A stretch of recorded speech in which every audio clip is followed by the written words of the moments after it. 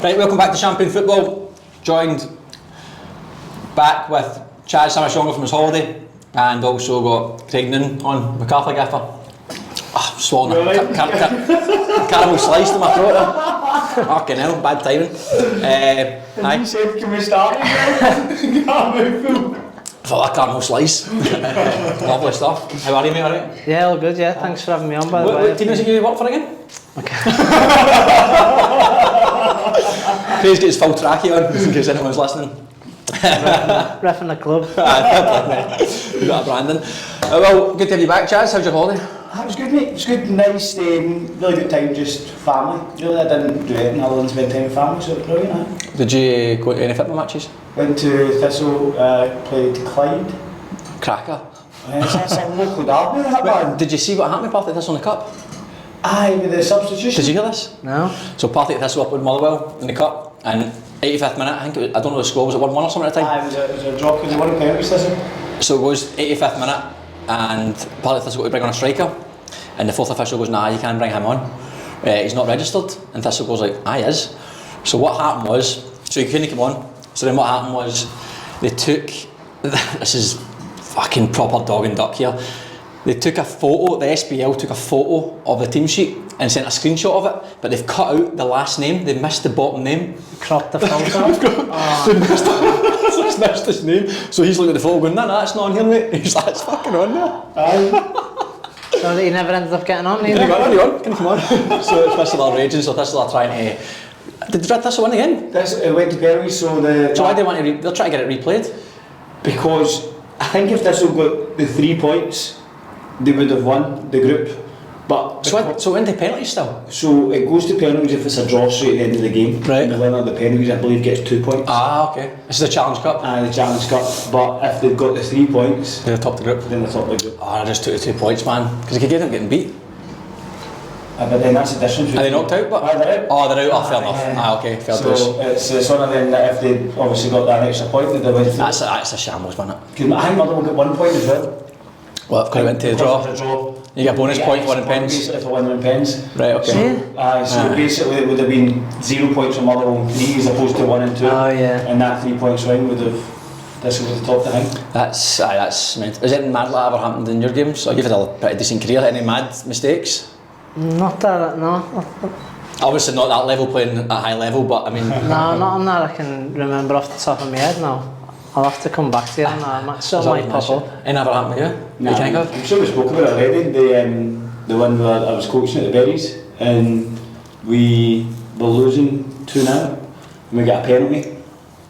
Fornito took the penalty, scored, but the referee said that our players had been into the box early, so she awarded them a free kick as opposed to us taking the penalty again. No. Right? So obviously, like, I'm on the bench, Perry was the gaffer, so I was assistant coach, but Perry was playing. So I'm trying to explain to the linesman that it's like they've not made a bad judgment or something, like it's a rule, like you've made a mistake, everything that goes. So we ended up getting 2 players sent off, we lost the game 4-0. So we went to Football New South Wales and we had to go back to Mount Druitt, 2-0, 70th minute, the game starts in the penalty spot. But the 2 players that get sent off after it, the suspension's carried. So they've kind of like, which to me was bizarre, like if you're going to go back to the penalty spot, everything that happened after should be done. But they kept the suspensions they held, and they ended up being like 3-4 week suspensions because it was for dissent. Okay. Just obviously reacting. I understand giving them still the suspensions, but you should still be able to play that last 30 minutes. So then we drew to each. Fornito scored the penalty and then we scored again, so as opposed to losing 4-0 we drew the game to each. Oh, so he's actually worked in your favour? And you said, they just couldn't, you could still play with 11 men? You still play with 11 men, you couldn't play with those 2 couldn't play. Right, okay. The suspensions were 3-4 games after. That's mad, that, innit? Some of the decisions are fucking wild. Anyway, pre-season in the big leagues. In the big leagues. Celtic are going to win the Champions League. I seen that, Aye, beating Man City. Chelsea. Man City 4-3. I've seen that, yeah. To be fair, like, have you seen Kasper Schmeichel? Oh, unbelievable. Fucking hell, see the saves he made? Oh, joke. Unbelievable, man. He's going to be a good signing for I City. think he's an upgrade from Joe Hart. Oh, 100%. I think that obviously... Joe Hart's probably a bigger name, but Kasper Schmeichel is proper keeper. You look at the experience, like Kasper Schmeichel still captain of Denmark. Aye. He's won all sorts. He's won the obviously the Premiership with Leicester. Like he's had a great career. And But Joe Hart hasn't had the England caps for a long time, man. So I think it's a bit of an upgrade for Celtic, and it's actually exciting because you're brilliant, man. Aye, but who do you support? in Scotland or. And no, who do you support? Who do you support? Liverpool fan. Yeah. Have they been Scotland to follow Hibs. Hibs, aye? How come? Yeah. My mum married a Scotsman and he's really? a season ticket holder for Hibs, yeah. Poor bastard, man. Yeah. Have you got much many games? Yeah, I went to a few, I went to Scottish Cup final a couple of years ago, or it would have been... When they beat Rangers, that one? John McCann? No, we lost. Yeah. 5-0 Yeah. That's a scud, isn't it? Yeah, bad. But did you get a chance at all to speak to Montgomery when he was there? No, I never know. I speak to David Marshall. Yeah, He's cool. the goalie that, he was. He's just retired now. He's taking another role there at the club. But yeah, I've always had friends at Hibs as well, so it's been... Big club. A very big club, man. One of those clubs that are deceiving unless, like, if you're in Scotland, you know Hearts and Hibs are big clubs, and people who are outside it think small, but if you go to the whole city, Edinburgh's a fucking big city, I mean, obsessed with it, man, huge. Nick Tarios is there as well, isn't he, from Central Coast, was it Central Coast Mariners, and he went there. Is he signed or on loan? I think he signed. Because he went to Sunderland, didn't he? Yeah. And then he done quite well when he went. He done well. What about Liverpool? How's your pre-season been? It's alright, in America, Pittsburgh, I think it Did is. you play Arsenal today?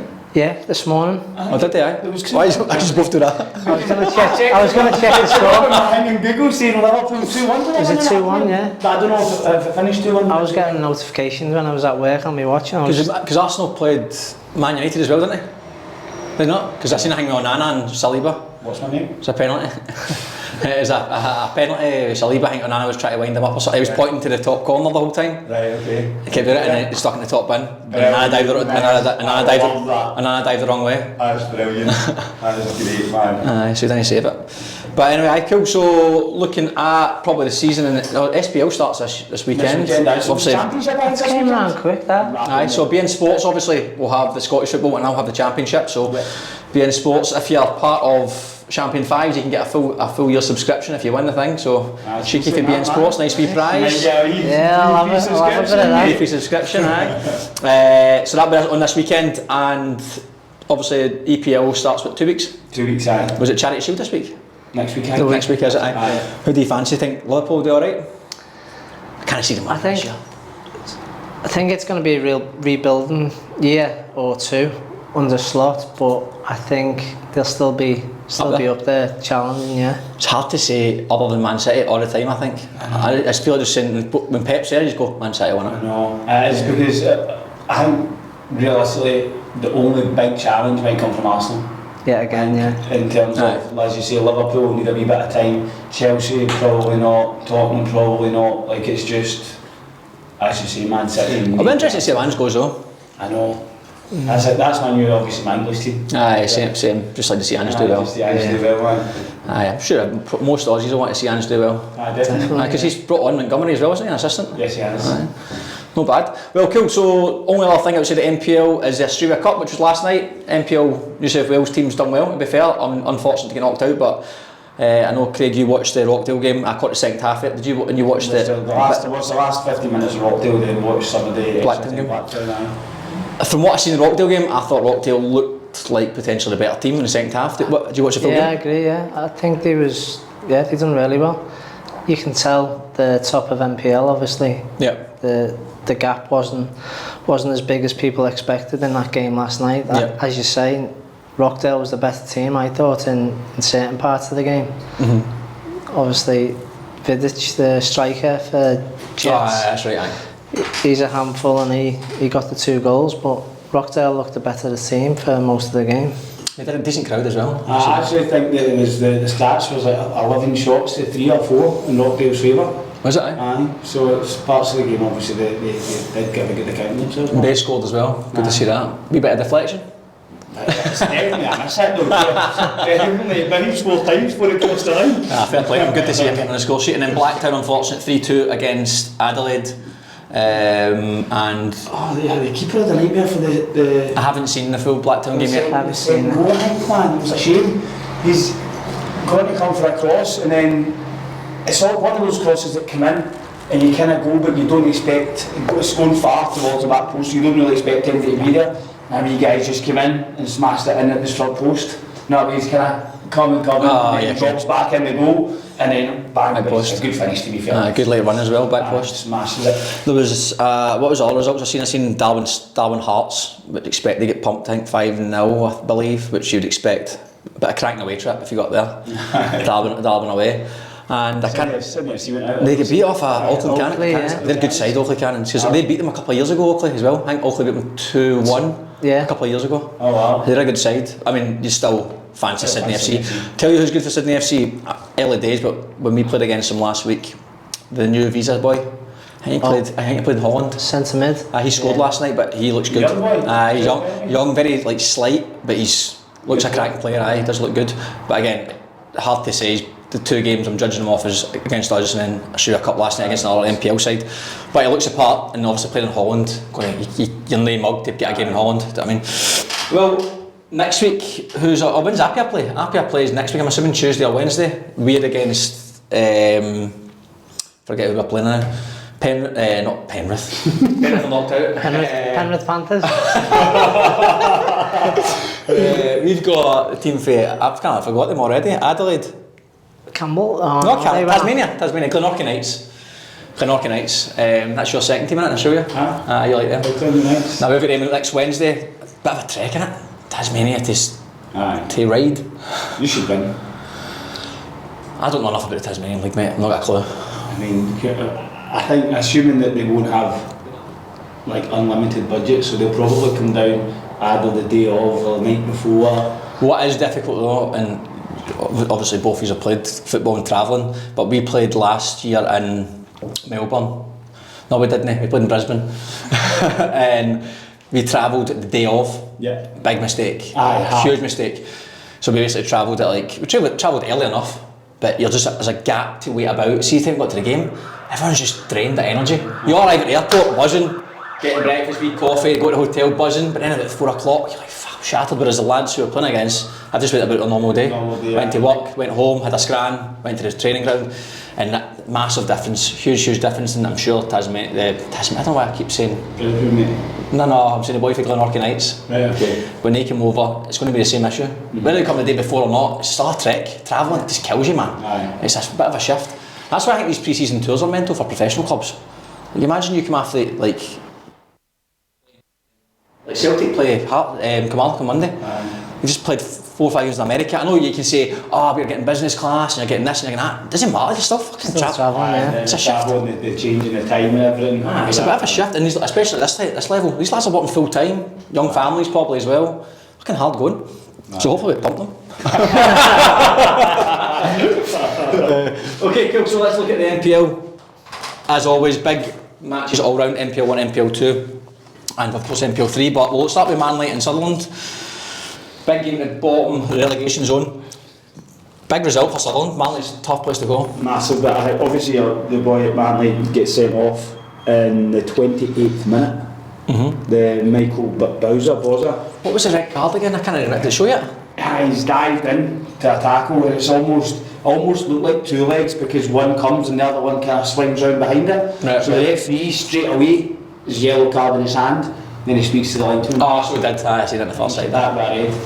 So I think if you 28 minutes, like an hour's a long time with 10 men. Yeah. And you're winning 1-0, you're kind of holding on. It takes away from how you're obviously trying to play because you know you're a man down. But if you go 1-0 down as a gaffer, do you plan for training? Do you have like a plan B training? Yeah. That's good. I learned that from a manager back in England actually. We used to do sessions on it. Yep. Gus Poyet, when I was at Brighton. I'm not I just thought to tell you the manager. I'm not name dropping yet. He was the first one I seen do it actually. Yeah. He was the first manager that I seen, and he was like, we need to plan for just the ifs and buts. So we done actually, if we got a man sent off, this is what we do, and if they do. Wow. So we knew like. Brendan Rodgers on that Celtic apparently big on that. They've done it a few times, and Celtic haven't done it 10 minutes a lot of times, and they look so organised. As soon as it happens, it's like boom, boom, boom. Cup final. Rangers? Cup final Rangers and Ibrox Rangers. Lewis Edwards scored. But it's like seamless. Yeah. It's good. Obviously, it's still difficult, but Aye. I think it does something that probably goes overlooked because. But then I suppose you need to be in a full-time environment to have the time to do that if you're doing Unless you do a pre-season. It's worth, like, something that was worth you can mention. Do you know what I mean? Or even if it's a visual, you go, look, this is going to happen. Yeah. So you know automatically what's happening. But anyway, big 91st minute winner for. Did you see the last man foul as well? The boy that gets sent off for something? Aye, good decision. It's a great decision. 86th minute, boy's going through one-on-one, brings him down, gets a straight red, and they score the winner 5 minutes later. Nice. Aye, great decision, man. Brilliant. That could be ended up being enough to keep them up. 100%. Good decision. And then we look at so we've got Wolves versus Sydney FC. Sydney FC at the bottom of the league at the moment. Wolves scalped them 5-1. Wolves, we mentioned, are hot and cold, but they look pretty good against Sydney FC. It was a big row here. Mitchell Glasson went through one-on-one at 1-0. Aye, who did? Keepers came out, and if you score that, it's different. Aye. But then they didn't really seem to have much else after that, to be fair. I saw the Sydney FC gaffer getting interviewed, and he was saying big problem is finishing. Yeah. As in general throughout the whole season, it's just it's in it. He's a good player, that Mitch Glasson as well. Aye, it's good player. Aye, it's good. What's his numbers like in terms of goals this You season? try to sign players on the podcast? Unbelievable. No, I'm not. I seen him in a talent development game for. What's his numbers like? I'll check. I'll go on SofaScore. Usually has it. Because I know in that game I watched him, he scored a hat-trick. So No, but doing all right. Aye, his name gets mentioned a fair bit. Also, I thought Chris McStay looked to have heavy involvement in almost every single thing that happened. Aye, Lockie Scott's back in the score sheet is good. Scored a cracking header. Afuka's back. Yeah. Have you seen much of Afuka for Willem Wills? Japanese No. cracking wee player. I don't know what happened to him. Was he injured? No idea. He was basically at the start, first half of the season. He was running amok. Scored so many good goals and then went AWOL. I don't know if he was injured or he was away. Don't know what he was doing.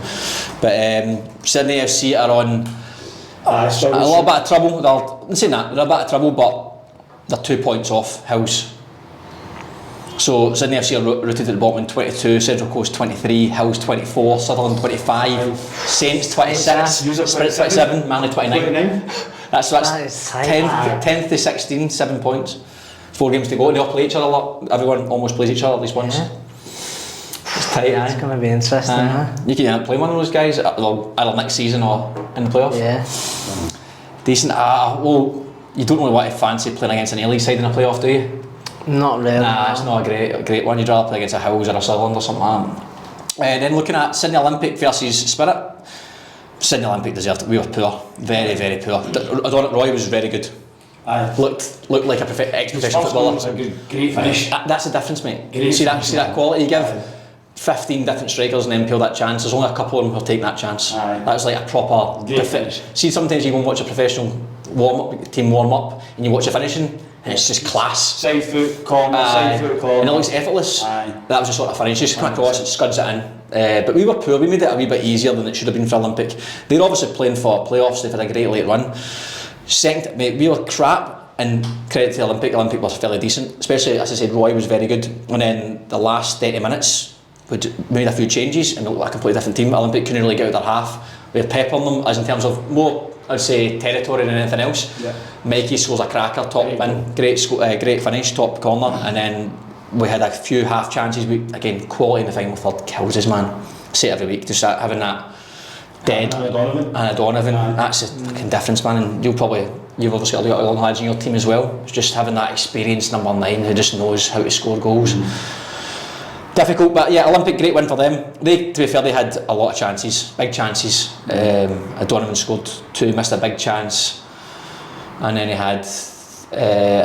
set one up for a 1-on-1. There was a point where it was Chris Marquez off his line. Donovan was trying to dink him, but he could have just put it through for, I think it was Cole, so a 1-on-1. But it was that point where I think they thought we could beat them 3 or 4 here, but then we scored. Football's mental, isn't it? One goal, like we were, honestly, it was 2-0 and they were cruising. We looked nowhere near it, and then we scored that goal. Olympic just sat in, and we were just peppering them. Fucking Olympic must have thought, what the hell has happened here? It's mad that like a moment in a game that completely changes how you play. Aye. And there's no instruction, there's no reasoning. People don't want to play that way. Aye. It's just everything's I think it's a psychological thing or like mentality or. I think it's a bit of both. Probably a pendulum at both sides. The team who's just scored has started to get a bit of belief and confidence, thinking, fuck, we get 25, one more goal, we're equalising here. Whereas ultimately, shit, we can't blow this 2-goal lead. And they sit with a little bit more tentative, and then people start to get on each other, fucking keep it! Like, and it's panicky, and it's a fun... I think it's almost, as you say, it's a confidence thing for me in terms of, at the top level, you know what you're doing. It still happens at the top level, to be fair. It happens a lot, of course it does. But it's more panic sets in, you're not confident in what you are doing, and I think it's quite bizarre, like when you're not in the moment to talk about it, because what you're doing is being successful, like you were doing well, and then a moment changes it, and now you stop doing the thing that you were doing really well and start going long. It's bizarre. I think it changes the simple things, like for instance, one I can only talk about the game recently against Olympic, like maybe getting a little bit tighter, pressing a little bit quicker, being aggressive, things that aren't, nothing on a whiteboard is going to make a difference. But you get that goal and all of a sudden you're pressing a bit sharper, you're not letting them turn and face forward, and then they force a mistake, and then you get the ball back, and then they go, shit, they're on top of us, when really all you did was just work a wee bit harder, get back into position quicker, win that second balls, like that's usually where you pick up a lot of the transitional moments. So yeah, anyway, good one for Olympic. They are now they've done so well, man. They're only 4 points off the playoffs now after a very, very poor run in the season. They were very poor. at the start. They'll fancy themselves. I mean, I don't know their full fixtures. I can have a quick swatch of their fixtures. They've got Blacktown City away, tough. Saints at home, Wanderers at home, and Sydney FC at home. Oh, so favourable fixtures. Blacktown City obviously a difficult one, but Saints, the three of the bottom six, all at home. The last 3 games of the season, they could sneak in and up. It's quite tight, the playoffs, for the race for the playoffs as well, isn't it? Aye, big time, aye. The Rockdale one, which we're going to in a second, helps secure potentially the title, but Marconi are hot on the heels. And then we'll look at Marconi Sydney United. You watched that game? Yeah. What's your thoughts on that, mate? Smart game of 2 halves, really. I thought Marconi was very good first half, and then Sydney FC got a sniff. Tried to get back into the game. Good goal by Mason Wells. He used to be with us at the start of the year. You should do shy, didn't you? Nah. Good lad, good player, left-footed as well. So no, but yeah, it was a good game, I thought. That was a good game, man. Good crowd as well. Yeah, big crowd. Yeah. It's a bit of a derby, isn't it, as well? So what's it called? What's the derby called? What's the derby called? The bank balance derby, something about bank balances or something like that you were saying. Nah, it was, I don't know what it's called, mate, to be honest with you. I saw it come up somewhere. But it was a decent, it was good. It frustrates me, but Rockdale last night, cracking crowd. Marconi against United, cracking crowd. So people want to go to games, they're happy to go to games, but it's just very inconsistent, isn't it? I don't like that. It's just like, there's obviously a market for it, but for whatever reason people are like, nah, I don't fancy it. Obviously Saturday nights are tricky, people get shit on, but think they wait for the big games like the likes of Marconi, Sydney United, Rockdale, That's also the difficulty in NPL, because what attracts a big crowd is that whole cultural divide. Yeah. But it's almost been looked down upon over the last 20 odd years because of the NSL stuff. But that's still where the passion comes, and you've seen that from looking at like the last night with the Rockdale fans, with the flares and that sort of thing. People like that, looks like it's going to be dodgy. There's no heart. Like, look at the best stadiums and the best atmospheres in the world. The Turkish derby, even Celtic fans do it a lot. You'll see it all over the world. Argentina, South America. The fucking atmospheres are amazing, man. I'm sure you've played in some unbelievable atmospheres. Like that as a football player is what you dream about. And obviously, if you can't get to that top level, if you can at least replicate it in the best possible way, why it should be promoted so much, especially. Like even the prices, I don't know how much everyone cost to get into games. Some grounds are well overpriced to get into grounds to watch an NPL game. Is it expensive? I mean, it's not expensive. I'm sure everyone can afford it. Sometimes it's, I think there's some people $20 in some of them. Is it? Which I mean, everyone says $20 is not a lot of money, but let's be honest, that you're not going to watch. Like, was it Bundesliga, a Bayern Munich game you can watch for €8 or something? Yeah. So if you're for €8 to watch Bayern Munich, when I'm paying $20 to watch Hills versus fucking Sutherland. It's like it's definitely a deterrent for some people. Especially as well if you've got a family. Say it's a Saturday night. 100%. $80. Then you get a coffee, food. Aye, flares. Okay, well, big win for Marconi. Yeah, I was going to go back to it before interrupted you. That Temelkovsky Yeah. scored a screamer, didn't he? What a goal that was. Do you know, even his ball for Jesic's goal? Mate, Jesic's is class, mate. He's Was brilliant. Great, Very great good. through ball for him. Aye, that was a cracking ball. Aye. That was similar to those balls we got mentioned earlier on with the Blacktown goal in the cup, where it's just comes across and keeps curling, and then that late run, you just have to run because you get a contact on it, and fucking all the pebbles on it. Very difficult to defend that. I thought from the highlights it just looked like Temelkovsky was having a great game. It was involved in every highlight, wasn't it? Yeah. Couple of wee nutmegs, couple of chances. Very good. But I thought that Marconi, like, credit to them. You seen after the game how they're celebrating. Aye. They fancied them, so, like they could. But Rockdale maybe knocked the wind out on a wee bit the next day. But I think they'll be happy. 6 points off it with 4 games to go. Get a chance. They've got a chance. They've got, like, that's all you want as a football player. It's out of their hands really, but they're in with a chance. And then looking at Hills United versus St George, did you see that game? Anybody? I watched the highlights. That's highlights as well. Yeah, big game, man. Aye, massive. Game, big win for St George Saints. But the Akubu cracking player. 5 goals in 2 games. He's a cracking player, mate. Aye. Played J3. Aye. Cracking me player again. He scored a screamer against you a few weeks Oh my ago. god, he scored 2 against us. Aye. Cracking player. But just tell me, we see it all the time. Striker or 10? Centre forward. Yeah. Japanese boys, they're always, you know what you're getting. Technically, they're Yeah. unbelievable. You know what you're getting. I've been surprised by the amount of, since I've been watching NPL and like being involved in it, the amount of Japanese players, and 9 times out of 10, they're all like good players, very good players actually. They're a coach's dream, mate. They're always on time. They do all the wee extras that you don't have to tell them. They're technically, they never run a drill. They'll always keep the drill ticking over nicely, and then they never complain, and they bust their arse. Yeah. It's like they give you every single thing you want. Right. Absolutely superb. There's probably a few Japanese arseholes out there as well, but for the most part, and the NPL ones, everyone I've seen in every team stands out to some degree. But he's a cracking player. But big one for St George Saints. That takes them into 12th. I mean, fuck it. Any point's a good point, but 3 points in the relegation battle is absolutely massive. That's tight, that man. So they're now 3 points off of Central Coast Mariners. So just looking at the bottom now, and he's Manly in it as well, mate. Not Manly. They'll know out of it. 6 points with 4 games to go. So it can change every week. It's going to chop and change. I think Sydney FC are probably the team who look the most likely to struggle to get out of the bottom 2, just on their run of form. What's the run in Sydney FC? I don't know, we'll check it in a second. Well, let's look at Blacktown City versus Wanderers. Blacktown City, comfortable victory against probably a struggling Wanderers. Have been very poor the second half of the season for the reasons we all know. But 2% off as well. Wanderers. Aye, of course it's NPL, somebody has to get sent off.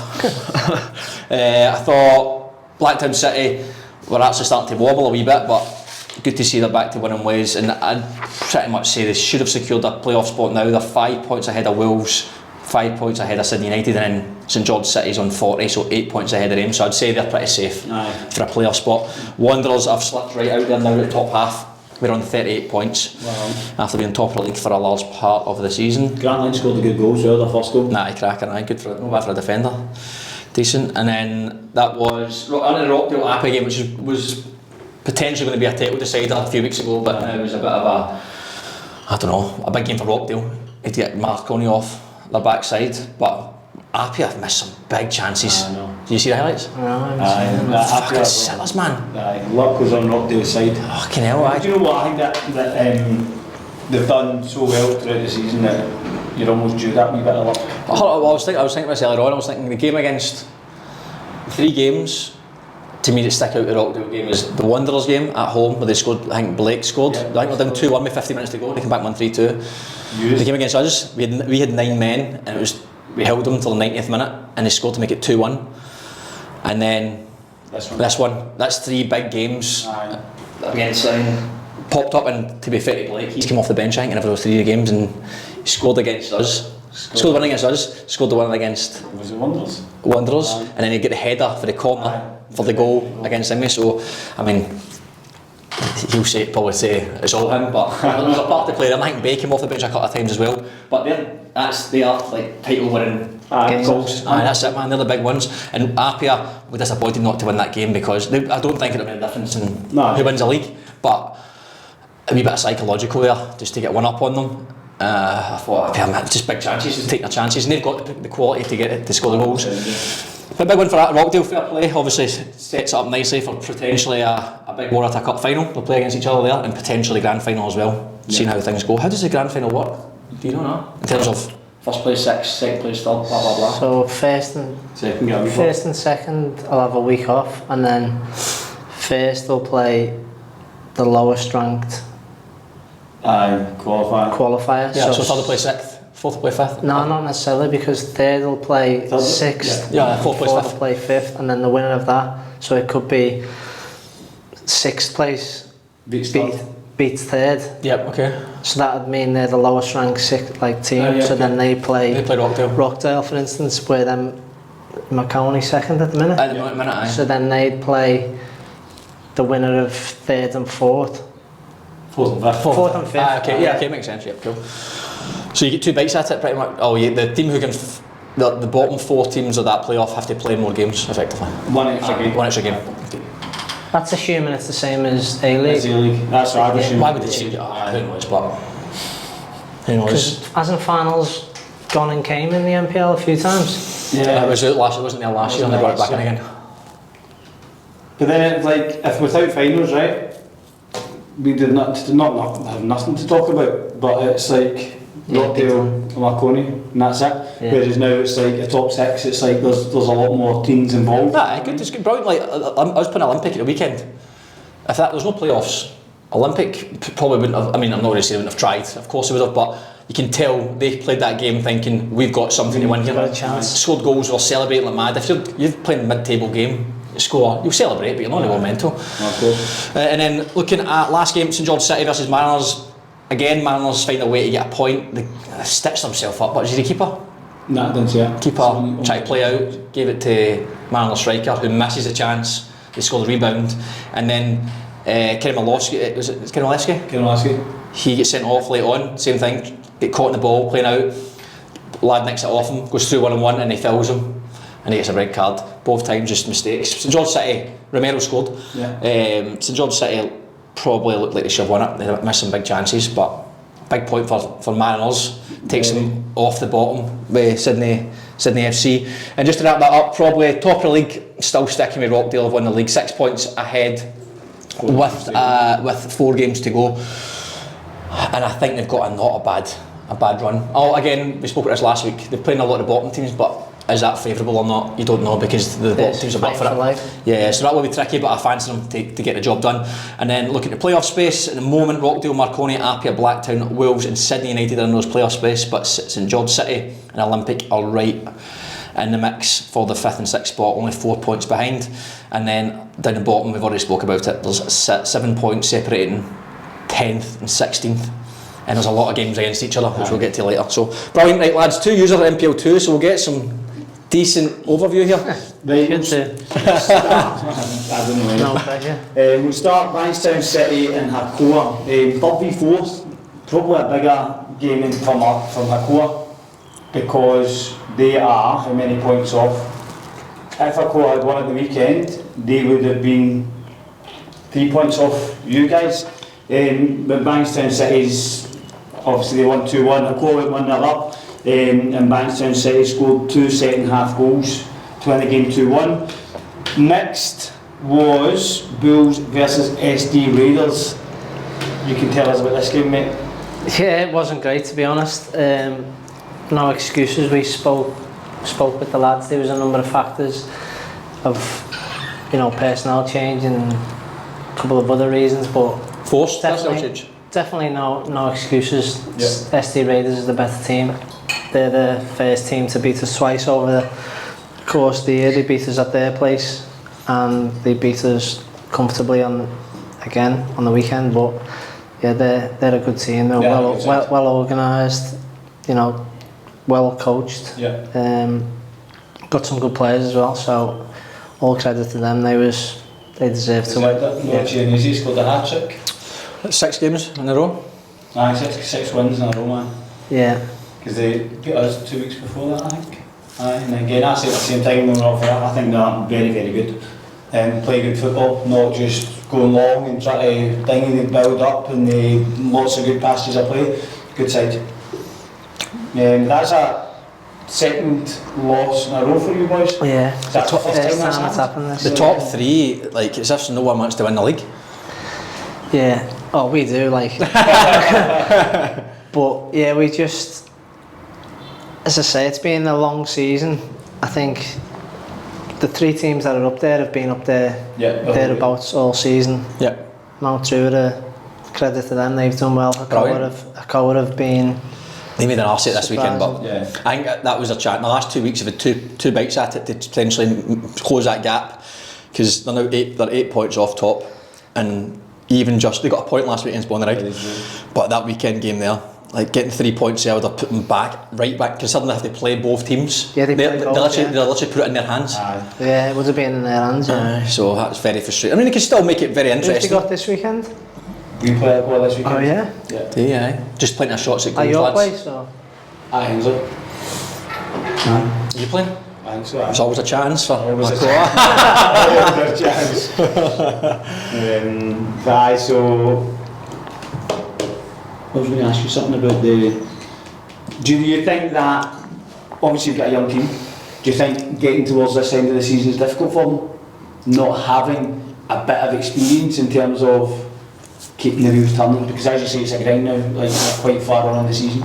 Yeah. Do you think that they're maybe finding that a bit difficult in terms of, not maybe leadership a wee bit? Yeah, you could say that, but they've done well enough for 26 games, you know what I mean? To get to this point now they should have a different mentality, which obviously that's my job to try and get them to have that mentality switch, especially after the last two games. We've conceded 7 and we haven't scored, where before the 2 games we was the best defence in the league, the best attack in the league, scored the most goals, conceded the least, and yeah, playing freely. What's changed? Anything changed? No, nothing's changed. I think there's personnel change here and there, but nothing that I could put my finger on really. Performances of the opposition, obviously, you can't really control that. That's a factor as well. But no, we haven't changed. We haven't changed nothing from what we've been doing really. Yeah. At business end of the season, interesting. I'll see what a lot of these boys who want to go to the next level. This is where you make your mark on it. That's it. And then Rydalmere for you this weekend. Are you at home, are you? Away to Rydalmere, yeah. Oh, looking at our team there, I know we've got the MacArthur Rams Dunbar, but let's just go straight to Mountain Druitt, because were they not down 1-0? Yes, it was 1-0. I think at half time it was 1-0, I think. And then they've come back and obviously scored 4. Aye, brilliant. Back top of the league. But again, it's, for me, Mount Druitt they're an experienced side that I suppose you can say where they are in the league, they know how to win games. Yeah. And I credit to them, obviously, after losing the week before. The NSW beat them. Aye, NSW. Losing coming off the back of a 3-2 loss, they've done well to go away in Alliance, who probably would have been buzzing having beat you boys. Yeah, well, yeah, that was the thing. I spoke to the manager at Interlions, and he said, before the game, this was actually, he said, because Mount Druitt played before us against yous, and he said, oh, they've lost, type thing, so putting a bit of play. I don't know if it was mind games or what. Yeah, he's a good guy. He's a lovely guy, brilliant. Yeah, it was a bit mind games, and then he said afterwards at the end of the game, like I was saying, well done and whatever, and he basically said, we'll do you a favour next week as well. But he's a liar. But nah, they was a good team as well. Yeah. Very physical. They're physical, aggressive, man. They're a hard team to play against. Can you do us a favour, Craig? See that mic? Can you just turn it all the way around? I'm just parrying in case it doesn't pick up your voice as clear as it should. This way? That way, because then the mic's pointing your mouth, facing your mouth, aye. There you go, mate. It might not make a difference, I'm just parrying in case it... Message to Paula. The couple will give you a new one, mate. MacArthur Rams played Dunbar, which is I suppose a bit of a big game, bigger probably for Dunbar. 14th, 15th, finished 1 each. Emmanuel Gonzalez scored for MacArthur Rams from the penalty spot, and Dunbar equalised late in the game. I think that kind of, in my opinion, puts a wee bit of certainty on who's going to be the bottom two. I think if Dunbar had won, they would have been on 16 points, they would have been 3 points behind McArthur Rams, but with a point each, they're still 6 points with 4 games. It's quite a big gap to turn around. They're playing Berries this weekend, to be after a win. They've not won in the last 5. So if they don't get a result this weekend, I think that's them done in terms of that bottom 2, and it's just whether them on the P finish. Well, the P's that game in hand. They play in Lions, and then they've got Dunbar to play. So I mean, they're not definitely going down automatically. So they're still in their hand, which is it keeps it interesting down there. But I agree. I think it's going to be difficult to turn around. Those teams aren't having the Tories. They've only won 2 and 3 games between 5 games between the both of them. I can't see them in the next 4 games getting on a big run. You're right. Northern Tigers beating the P 4-0. 4 different goal scorers for Tigers, and the P had 2 players sent off. Kai Denton on the score sheet again? Yes. How do you think? Good player? Yeah. He's a good striker. I missed him because he was injured for the first, I think when they played us, that was maybe his first or second, it was his first start when we played them. It'd be interesting to see if he can go to NPL 1 side. I reckon he could. What age is he? I don't know, mate. I don't know. Too old for you, mate. His brother as well, he's... Oh, does he play as well? That's his brother's in goal. So Kai Denton. Your man, Bodie? Bodie Denton, yeah. Okay. He's a good goalkeeper to be fair. Well, I would be because I dare say, if you're banging goals in consistently NPL 2, it's worth a crack. Last year he was top goal scorer, obviously, in NPL 2, and then this year he was injured. He got injured at the tail end of last season, and as I said, came back when we played them in round 2 this year. But he scores a goal maybe every week or every other week since he's been back.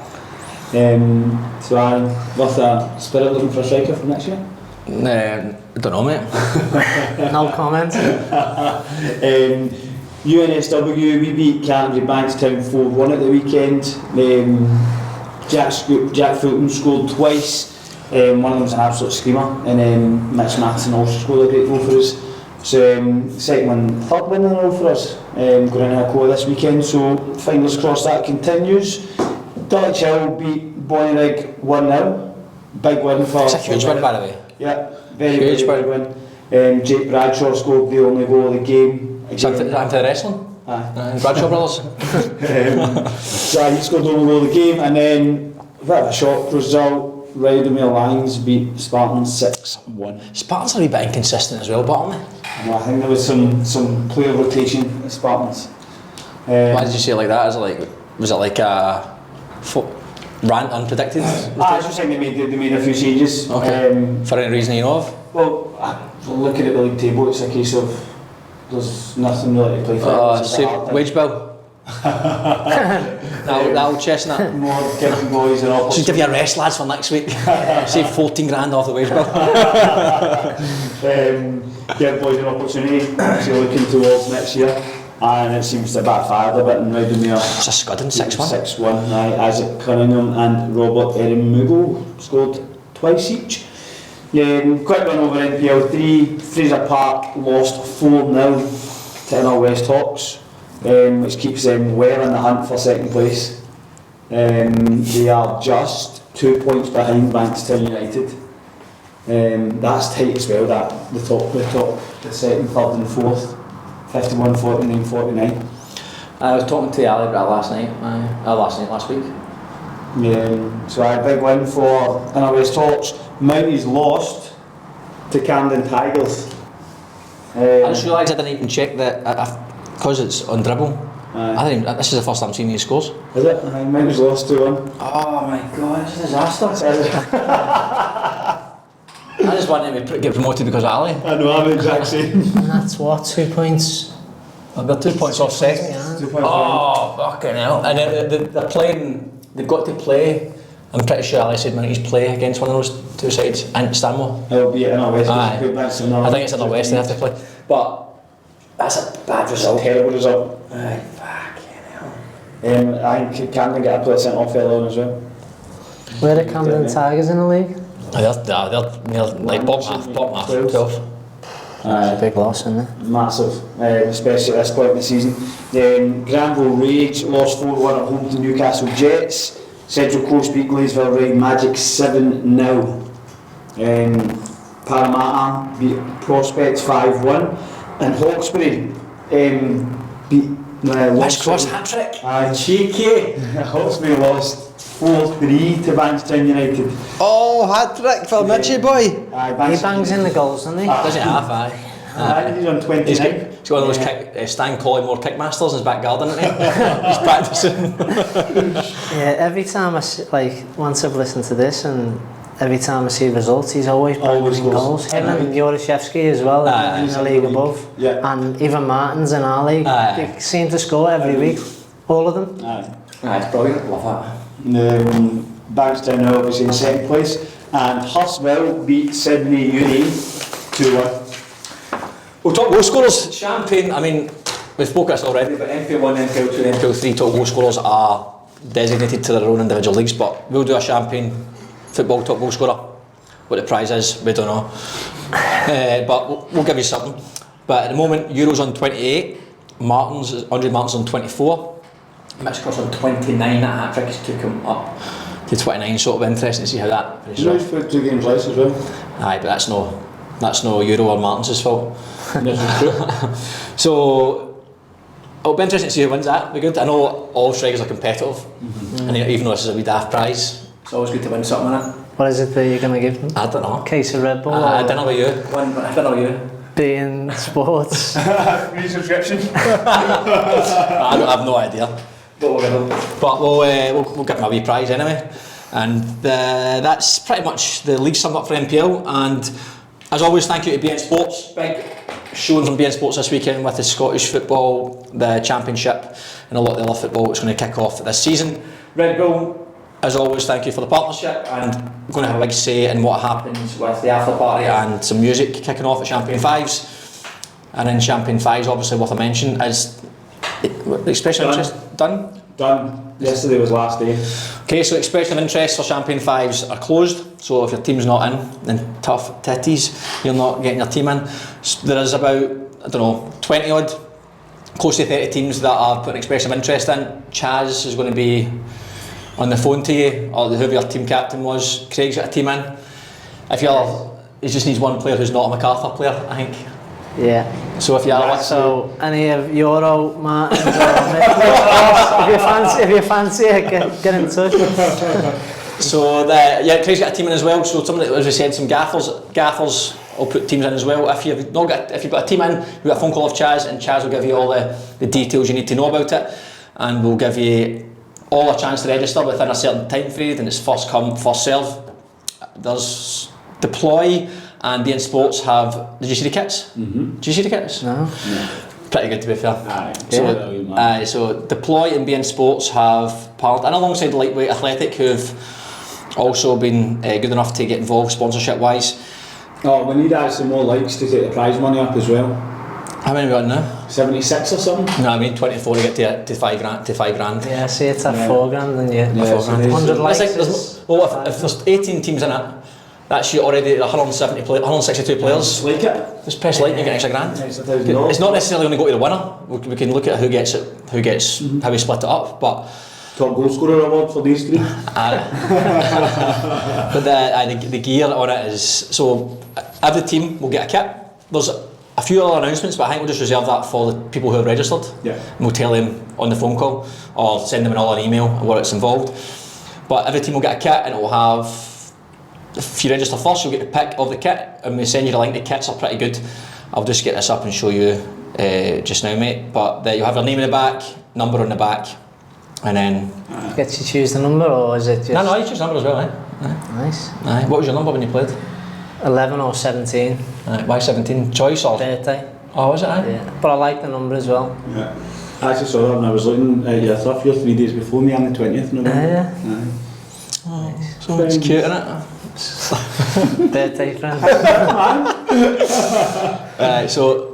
There's a fair choice of kits. That actually counted, there's 32 of them. And Deploy actually told us as well, if there's any of these kits we want to change the colours of, we can. So there's all the kits here. So we'll have obviously BN Sports on it, Champagne Fives, and we Deploying in the back's got Lightweight Athletic. So it's got some connotations of professional teams, and then it's got a few random ones for random colours. So you can pick any kit you want. Pretty smart, man. Full kit wankers. Talking about kits, you see that Australia Cup game the other day when they had, I think it was a team in Brisbane maybe. They had the old school Arsenal Did they? jersey. You know, the yellow and blue one. Oh, with these kind of diamonds and that on Yeah, it? so a team, like, I think it might have been, I'll see if I can get it up shortly, but yeah, they had that old school Arsenal. That's quite cool. That's a crack. Jersey. The old school Lovely. tops are brilliant, aren't The big massive things as well. I can see Thierry Henry running about with like big sleeves hanging down they? here. Ian Wright. GVC. It was an Ian Wright one, yeah, you'd Aye. recognise the kit. GVC in the definitely. front, aye. Brilliant. Class. Right, well, do you want to crack on to... Yourself, mate. Let's go, yeah. Talk You about do. NPL more, I ready for reckon. this? No, not really. Just talk NPL instead. So, beginning mate, born in Kirkby, England. Kirby, yeah. Kirkby. Yeah. Just Just Is it said Liverpool? no, it's still in Liverpool. No, Liverpool, that's pretty... Everyone I speak to seems to be from there. That's where Liverpool Right. Academy is. That's like The proper new thing, scouts. Probably, aye. Class. Yeah. And you, so obviously first what I got was your Liverpool Youth Academy. Yeah. Where did you start, like before you went into the academy? Were you just local? Just local Sunday league teams, yeah. Yeah. Just playing with my mates, and then went into the academy. Got released probably 13, 14. Then went to Wrexham. Right. Oh, Once- bit too early. Yeah, I know. Yeah. I want to be there now, yeah. And then, yeah, got the classic excuse, oh, you're too small and you're too lightweight. That was from Liverpool, and then I thought it was your missus.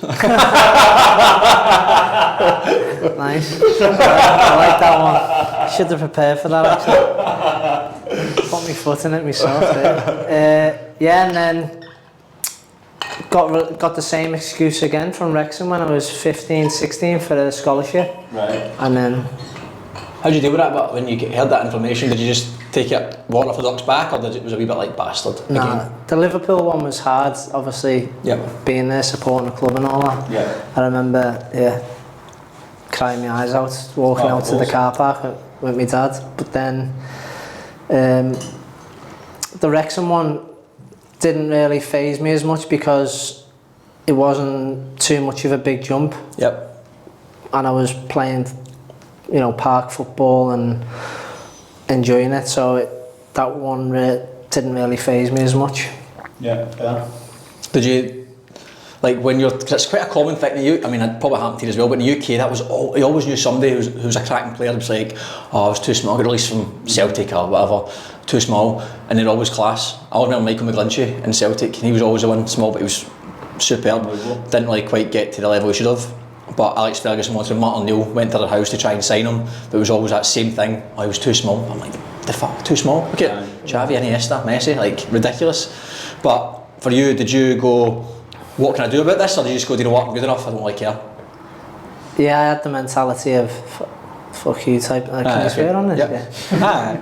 Better now, mate. Fuck you type thing. I'm gonna prove you wrong. So Yep. then I went down the non-league path then, and you know, signed for a non-league team, just local. Yep. Started in a couple of quid, and then yeah, kicked on from there. Which is funny, isn't it? Because it's like, I know you're too lightweight to play at this level. I'll go down and play non-league, but it's way more physical. Yeah. And I'm not too, and I'm not too small for that. If I'm not too small for that, I'm sure I'm going to be all right there with more time, space, and better players around me. Yeah. It's daft, isn't it? Do you think that though that they look at you and say you're too small without giving you exposure to the environment to see if you're too small? Do you know what I mean? Like, because you go down to non-league and as you say, you're going to get bashed about and you need to learn to deal with it. Yeah. If you But want. too small, too lightweight I get, Yeah. but it's a very easy, like you're talking about 1 year and someone can pack on a wee bit of muscle, a bit of size, maturation, etc. But too small, like, what does that even mean? Unless you're a goalkeeper, I can see the understanding there, but or a centre half. But Yeah. what does that even mean? They're too small. Too small for what? Lightweight, you're just saying that because you're high performance and you want everyone to the gym. Any And excuse No, absolutely not, mate. I'm not at the gym. Not at all. I just know the conversations. For me, it's like for a player who's young, I say this to players in Australia specifically who want to go overseas. I'm like, you need to stack the deck in your favour. If you turn up there and you're lightweight, say, let's use that phrase. It's an easy out for them to say that. Why would I bring you on here? I need to get you pack a little lean muscle. You need to do this, you need to do that. As opposed to you turn up, you're a bit physical, you've got a bit of lean muscle. That's what people want. That's the characteristics of what people want in football. And for rhyme or reason, S&C side I think is a small piece of the puzzle, but you can argue till you're blue in the face about it. You need some lean muscle on you. You need a bit of strength on you. You need a bit of power, speed, blah blah blah blah. So just pieing it off is going to just remove. It's going to give you less of a chance. So why not just remove that and do the fucking work? Nobody's asking you to be a fucking bodybuilder, a powerlifter, a CrossFit champion. It's just like, everyone does it for a reason. Resiliency. Some people do it for resiliency. Some people do it for strength and power and speed and explosiveness. Some people do it because you fucking love it. Some people want to be mad meatheads and they want to be units. Whatever the reason, as long as it doesn't affect your football and it promotes your chance of actually giving yourself a chance, like, why would you not do it, man? Remember your man came, I can't remember the lad's name, he came over from Man United, and one of the academies here were holding like trials or scouting whatever for Man United, and the first thing he says is basically they told us that they didn't really even look at a player unless they were tall and a bit of a unit. Yeah. So he said not because it was his choice, his opinion, it was just that's what the clubs in the UK are looking for. So he's like, if I've got a guy coming over, if I've got to bring a boy over for Australia and he's like 18 and he's 6 foot and he's got a wee bit about him, nobody's expecting him to be a fucking unit, but you can tell he's a man, or he's got the attributes to be into that. Okay, that's what we're looking for. A big physical, strong player. Of course, is a technical and tactical nous, but that's just, now look at Bayern Munich. Bayern Munich, you always look at Bayern Munich players and you think, fucking hell, they're absolute athletes. And people, one of the boys in our team, Lummy, he played professional over in Asia, and he says that we played Man City in a friendly, and he's like, a lot of the lads you see on TV, even the lads who look small, he's like, when you see them in person, he said, they're not fucking small. He's like, they're still units. Like, obviously the big guys aren't even, like Yaya Toure or something's ridiculous, but even the lads who look slight and tiny, see when you see them in person, they're not as small as they appear. They've still got that, you can tell they're doing a bit, they're still strong and like nimble and all the rest of it. But I think it's a funny one, because at the same time you can just be a bad unit and be shite at football. The talent's the foundation, that's it. Skill is king at the end of the day. But that's interesting, mate. So when you went to non-league, obviously that wasn't an issue, being too small or too lightweight. So what happened? What changed? Just learn to get kicked, like Chaz said. Yeah, you get kicked, like as a winger as well. I was playing against big, solid right backs, like fat right backs as well. Like a time when like you look at the old school football, so like anything goes. Yeah. And just got kicked every week, and it just made me stronger, basically. Yep. Done a lot of gym work, legs, and tried to bulk up a little bit to, I think, compromise. Yep. In terms of, I had the skill and I was quick and whatever, but I needed to roughen up and like get kicked and bounce up and, you know, try to, in a way, learn with getting kicked and still play. Yeah. So almost look after yourself. Yeah. Do yourself. Oh, straight like the gym work and all that other stuff. That builds that resilience. If you're going to get kicked every game, your legs need to be strong enough and deal with it. Otherwise, you're going to be on the sidelines saying my leg's dead again, being kicked. But was it Charlie Austin? I remember hearing him in a podcast, and he says that he had a chance to go like 16, 17 to a better environment, but he says he just continued playing men's football at 16, 17. He says the best thing ever because he knew if he was renowned for just shooting and scoring, basically, or shooting and hit the target no matter what, as quick as possible. He said it's purely because he was so used to being younger, and as soon as he took a touch, somebody's going to smash him because he's a young boy. So he says, touch, shoot, touch, shoot, touch, shoot. Yeah. That's like those dark arts of like, I didn't even know I was hidden learning. I was even getting that, but then you learn things as well. Like as you'll find ways not to get kicked. If you do something 3 times and you get kicked 3 times, the 4th time you're going to think, fuck, I need to do something different again. Yeah. 100%, man.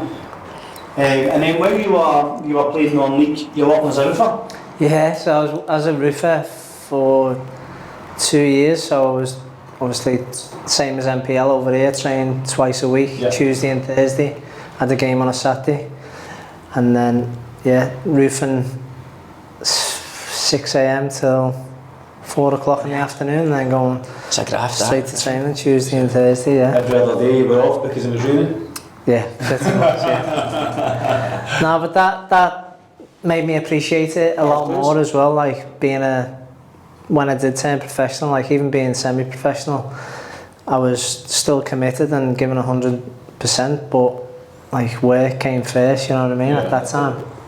Which my boss at the time was quite flexible. He was like, you know, if we've got a game tonight, for instance, have half a day off, or he believed in me that I was gonna he only seen me doing roofing for a year or two because he knew my goal was to be a professional footballer. I wasn't going to leave any stone unturned really to try and get that. Yeah, good mate. And then you joined Southport. How did that come about? Again, the manager in the non-league team that I was at, he got the Southport job, Right. and he was like, come here with me, train pre-season, you know, start the season here, but you won't be here long type thing if you do what you're doing in the non-league Right. system. So yeah, went there. Was that League 2? No, there was conference at the time, wow, Conference North maybe actually at the Right, time. okay. But again, only 2 nights a week. Yeah.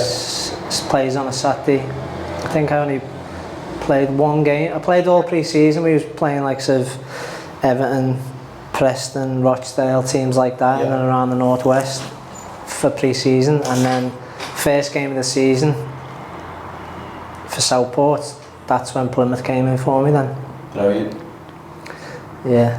Must have felt good to have your gaffer believe in you in terms of, I'm taking you from here to here, but you're not going to stay here because you're destined for better things almost. Yeah, no, he was very good. I owe him a lot really, because he was the one that said it's only a matter of time. If you keep doing what you're doing, Yeah. you will get there type thing. And he knew non-league like the back of his hand. So if you're training twice a week non-league in Plymouth full time, Plymouth was full time. yeah, Yeah. Plymouth was full time. They was in the championship at the time. So you went from. It's a big jump. I was just going to say that. So did you do it? So if you're training twice a week, given a weekend, and naturally your gaffer's saying like you've got something, you're going to get a higher level, and you probably believed in yourself. Were you doing anything? What were you doing in between those times? Obviously you're grafting, roofing or whatever. But what else were you doing? Like training wise, you doing extras?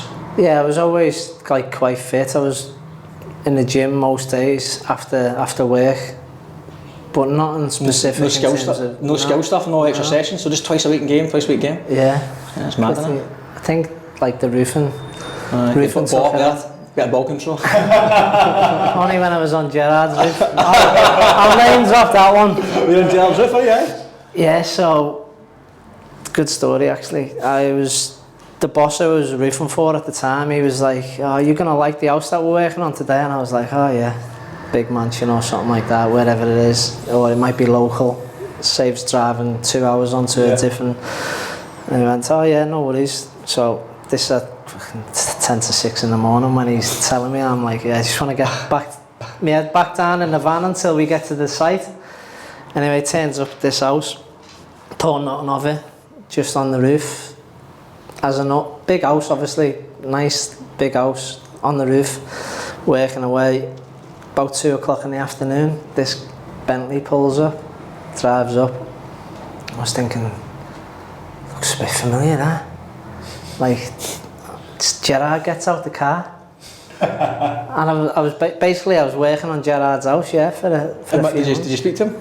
Yeah, spoke to him, yeah. And obviously his wife now, she was very, very helpful, always, you know, coming out with cokes and sausage rolls for Get off that roof, you're too small to go on that roof, mate. Yeah. Too lightweight. You're going to hurt yourself, buddy. It's windy. Yeah. No, but even that, like, just talking to him and that, I was starstruck. Did you ask him anything about football?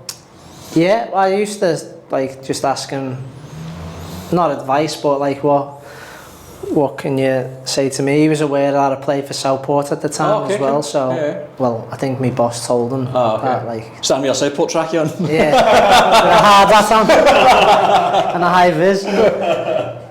But yeah, he was obviously very, very helpful, giving me advice, and then that goes back to why the story is good, because then 6 months later we played against them, sorry.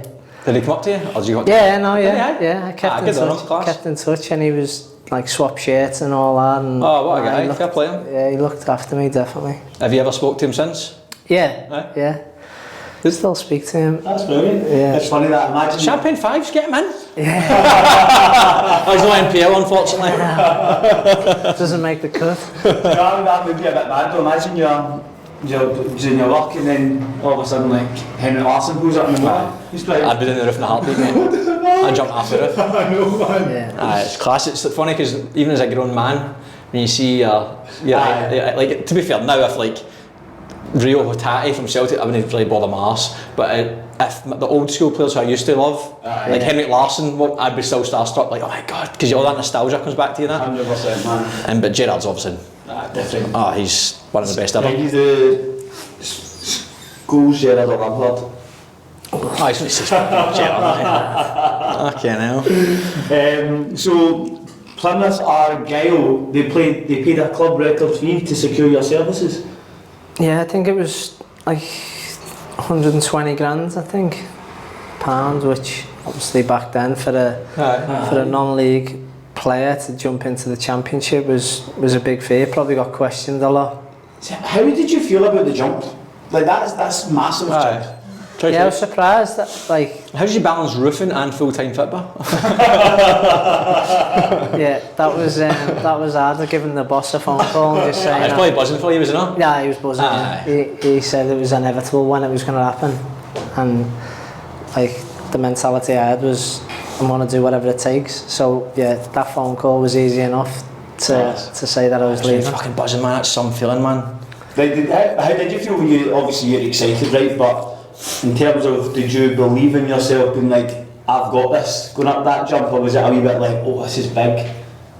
Yeah, I thought, because there was plenty of teams in the northwest where Southport is, like Rochdale, like not non-league clubs but lower league clubs. Yeah. And I thought maybe I'd get a sniff at one of them first. Yeah. But then Plymouth was actually in the championship at the time.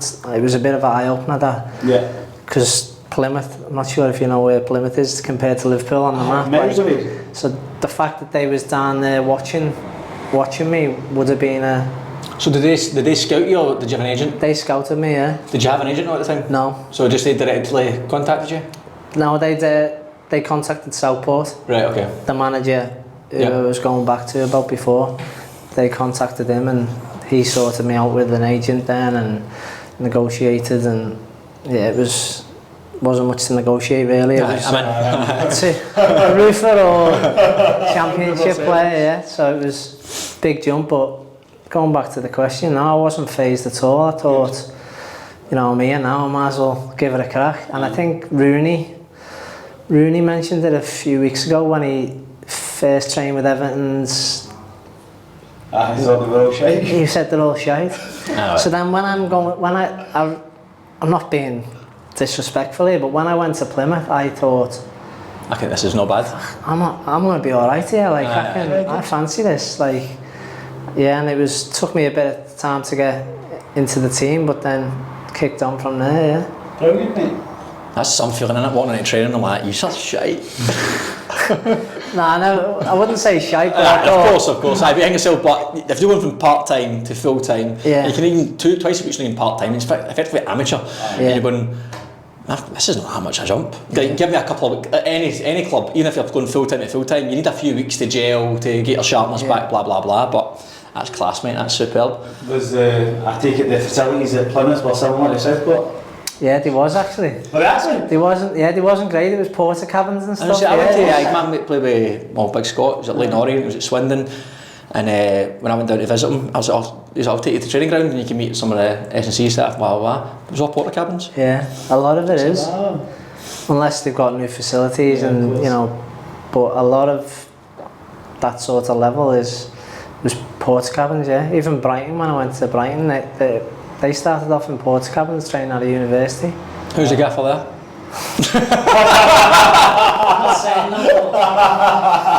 You're probably going to ask me later who the best manager was, and I'm not telling you. I'm not name dropping anymore. He's done alright so far. Gus Poyet, Steven Gerrard, not bad. Yeah. Two decent players.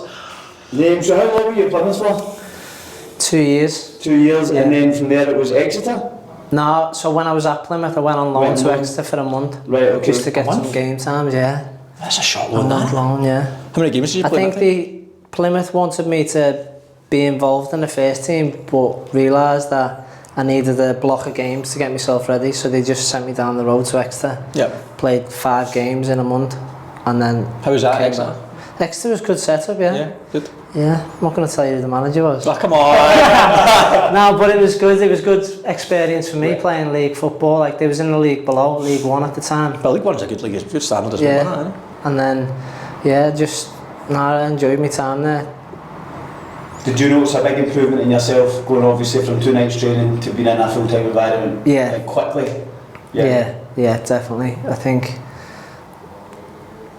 fitness is obviously a massive issue. Yeah. But I mean, even see it and go back to NPL, you see a difference already with, like when we play Sydney FC or Wanderers, etc. That's the one thing everyone says, they're so fit. Just those extra 2 nights or extra 2 days, mate, fucking massive difference, man. Massive difference. A season, it adds up to. Aye, and then full time you remove, right, like yours is a good example. Aye, I'm no longer grafting on a fucking roof all night now, so I can recover. I can go to the gym, I can lie on the couch, I can eat better. sleep. I've got better clarity, mental clarity. Maybe what you learned at training sinks in a little bit better. You're less stressed. Like that's completely ignored rather than just the training time. Because if you try to train all those mornings and then go on a roof every fucking afternoon, and then trying to get to the gym, and then fucking hell, man, just burst. Like you can't train like if you're part-time football, you can't train like an elite player. It's too hard. I was just laughing there because you said, and then you go on roof, on a roof. But how do you?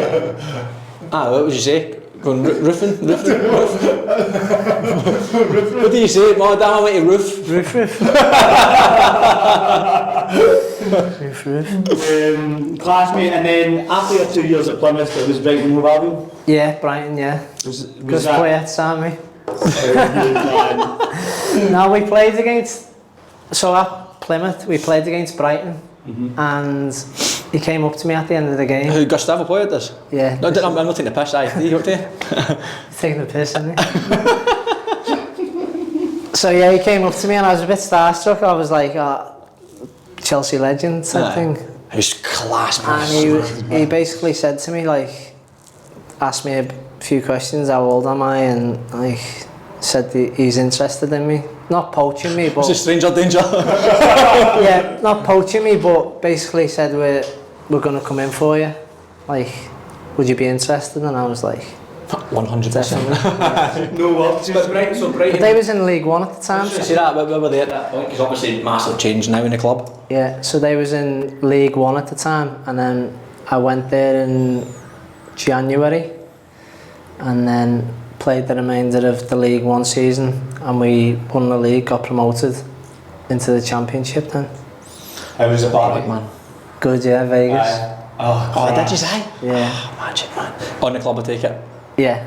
So I know, so my mate they went to the League One playoff final in Millwall, and I remember them saying it was like, their salaries were all going to double. They were going on a mad trip. I don't know if it was Vegas, it was something mad like that as well, man. And I remember just, does that play in your mind? I know, obviously you're human, but going into a game, say you know you to win it, you get promoted, are you thinking when you're 2-0 up, oh, I'm going to have massive Vegas next week? Are you thinking that? It's in the back of your mind, yeah. 100%. Definitely, I think it's a bit of motivation for the boys as well. And they call us celebrating Vegas, boys! 20 minutes! Oh, brilliant, man. Yeah, no, but it's definitely a big motivation, yeah. Aye, of course it is, man. But obviously, to play Championship football is the biggest one. Going from League One to the Championship at the time, but we had a good team. Did you play did you just go straight up with Brighton? Yeah, we Did you won win the league? You won the yeah. league, okay, yeah, cool. Class, man. And how was Poyet as a manager? Very good. Or GP? You call him GP, don't you? No. No, very good. Aye. Yeah, very good. His last club was Greece national team, I think. Oh, was it? Yeah, I'm not sure. Oh, I can go that now. What was good about him? Just the first manager that I've seen playing out from the back. Right. Oh, really? Short goal kicks and that. I'm used to being in non-league and Yeah. long balls and that, and tactical days and some of the sessions it was all like playing out from the back, like movements, you know. His tactical knowledge of the game was crazy. Yeah. I don't think he's anywhere just now. It was at Greece last, that was the last game. Yeah, the national team. Brighton, Sunderland, AK Athens, Betis, Shanghai, Shenhua, Bordeaux, Universidad Católica in Greece. Wow. Yeah, Bit of a mixture there. very good. And then you were at Brighton for how long? 2 years as well. Anyone at Brighton, who were you there at Brighton squad wise? Lewis Dunk. Oh, what are you? So he was a young boy coming up, yeah. Oh, he was a quality. young- Did he play much for you at that time? Yeah, he was, yeah. Stand out a fair bit? Yeah, and Poyet obviously, he probably owes a lot to Poyet from the way he plays out from the back and that, you know what I mean? Because he won't mind, like, I don't speak to him now. He but listens to the show, by the way. he won't mind me saying that he wasn't, like, Oh, technically, yeah. technically amazing or playing out from the back, but at Brighton, that's all we done, like, just played out from the back. Everything was playing between lines and stuff like that, and he came on a lot there, even though he was a young lad. Yeah, he was probably the standout and has been ever since. He's been there since. I was going to say, that's a fair amount of time he's been there. Club. Well, that's probably helped him because now, obviously, when Jaime took over, Deserbi,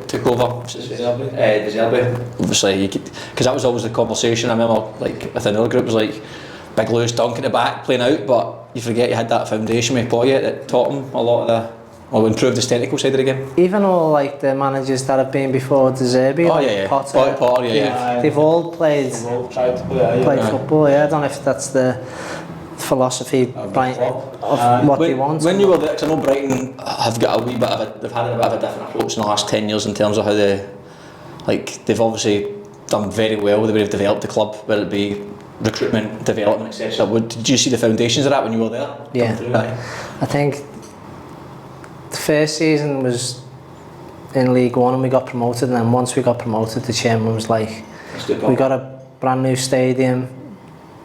We were still training at the old training ground, but got a brand new stadium, brand new training facility.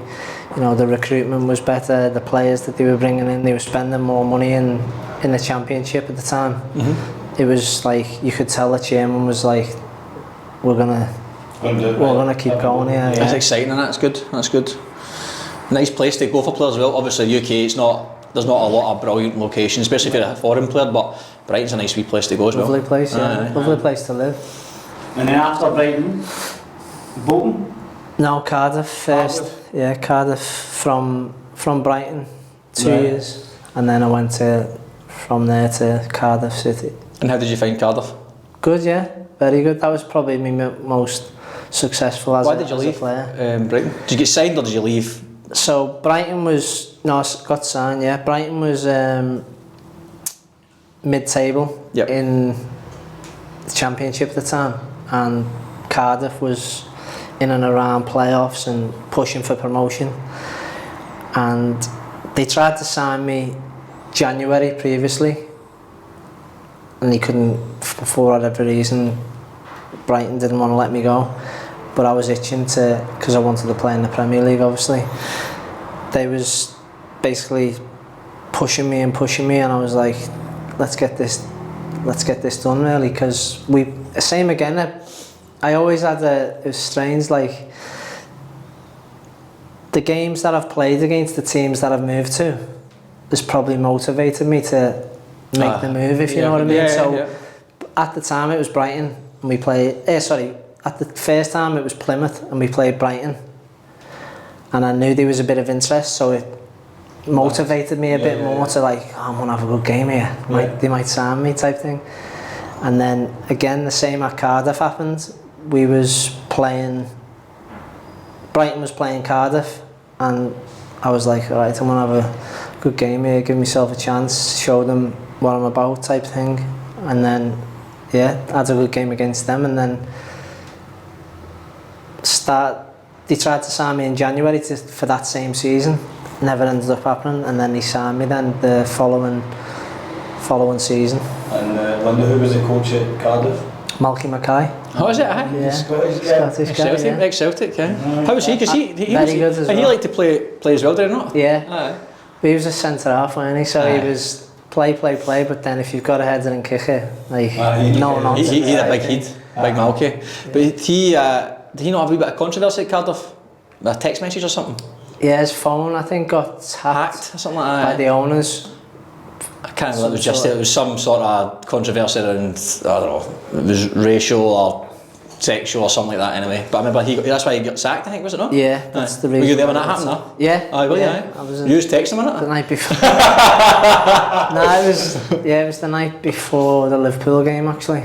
Oh, really? I got sacked the next day, yeah. Yeah, let's not go there yet. So you were signed at Cardiff when they were in the Championship? Yeah, start of a fresh season. Right, okay, so then you played full season, Yeah. and it was your first season you got promoted? Yeah. Tell me about that experience. Yeah, that was crazy. Obviously playing a big part in it as well. I think I played 37 games or 38 games in that season. My first season at Cardiff. Yeah, you can't even explain, like, we was scraping by, like, so you refers to that Rockdale you was talking about, them big games that make, not so much big games, but the important ones. Yeah. You listed 3 before in the when we were speaking. Yeah, the about Wanderers, the Spirit one, and the game against Happy. That was us, like, every week. So we'd scrape by 1-0, or we'd be down 2-1 and win 3-2. We never smashed teams, but we were good points. Yeah, we got the points, and we knew we were going to win every week. We felt like. Yeah. And then Who was in that? Who was in that team that standouts outside? Obviously, you've had a good season, but who else was in that team at that time? There's a lot of Scottish players actually. Yeah, Don Cowie. Craig Conway. Yep. He was Dundee United, Craig Conway. I think he was. Yeah, he was. Yeah. Who else? Kev McNaughton. He was a good player. David Marshall was in goal. Cracking keeper, Harder Helgeson, striker. Yep. Fraser Campbell. As in Man United. Who else? Just a cranked in a soup. Peter Whittingham was probably our standout player. Was he the main man? Yeah, God rest his soul. Now he passed away a couple of years ago. And who did Malky get you promoted? Yeah, Malky got us up. Yeah. Aye. And Malky was very good, hard. Yeah. But fair as well. And he's been back to Vegas? Did you go back to Vegas? Went back to Vegas, yeah. So, going back a step, right? It says you signed for Cardiff 1 million? Yeah. What does it say? I think it was 1.2 with add-ons or something like that from And that was at the point where you got 10%? Yeah. Oh, my agent took 5 as well. Class. And back to Vegas, did you win the league? We won, yeah, we won the... So no, you've not played in playoffs? No.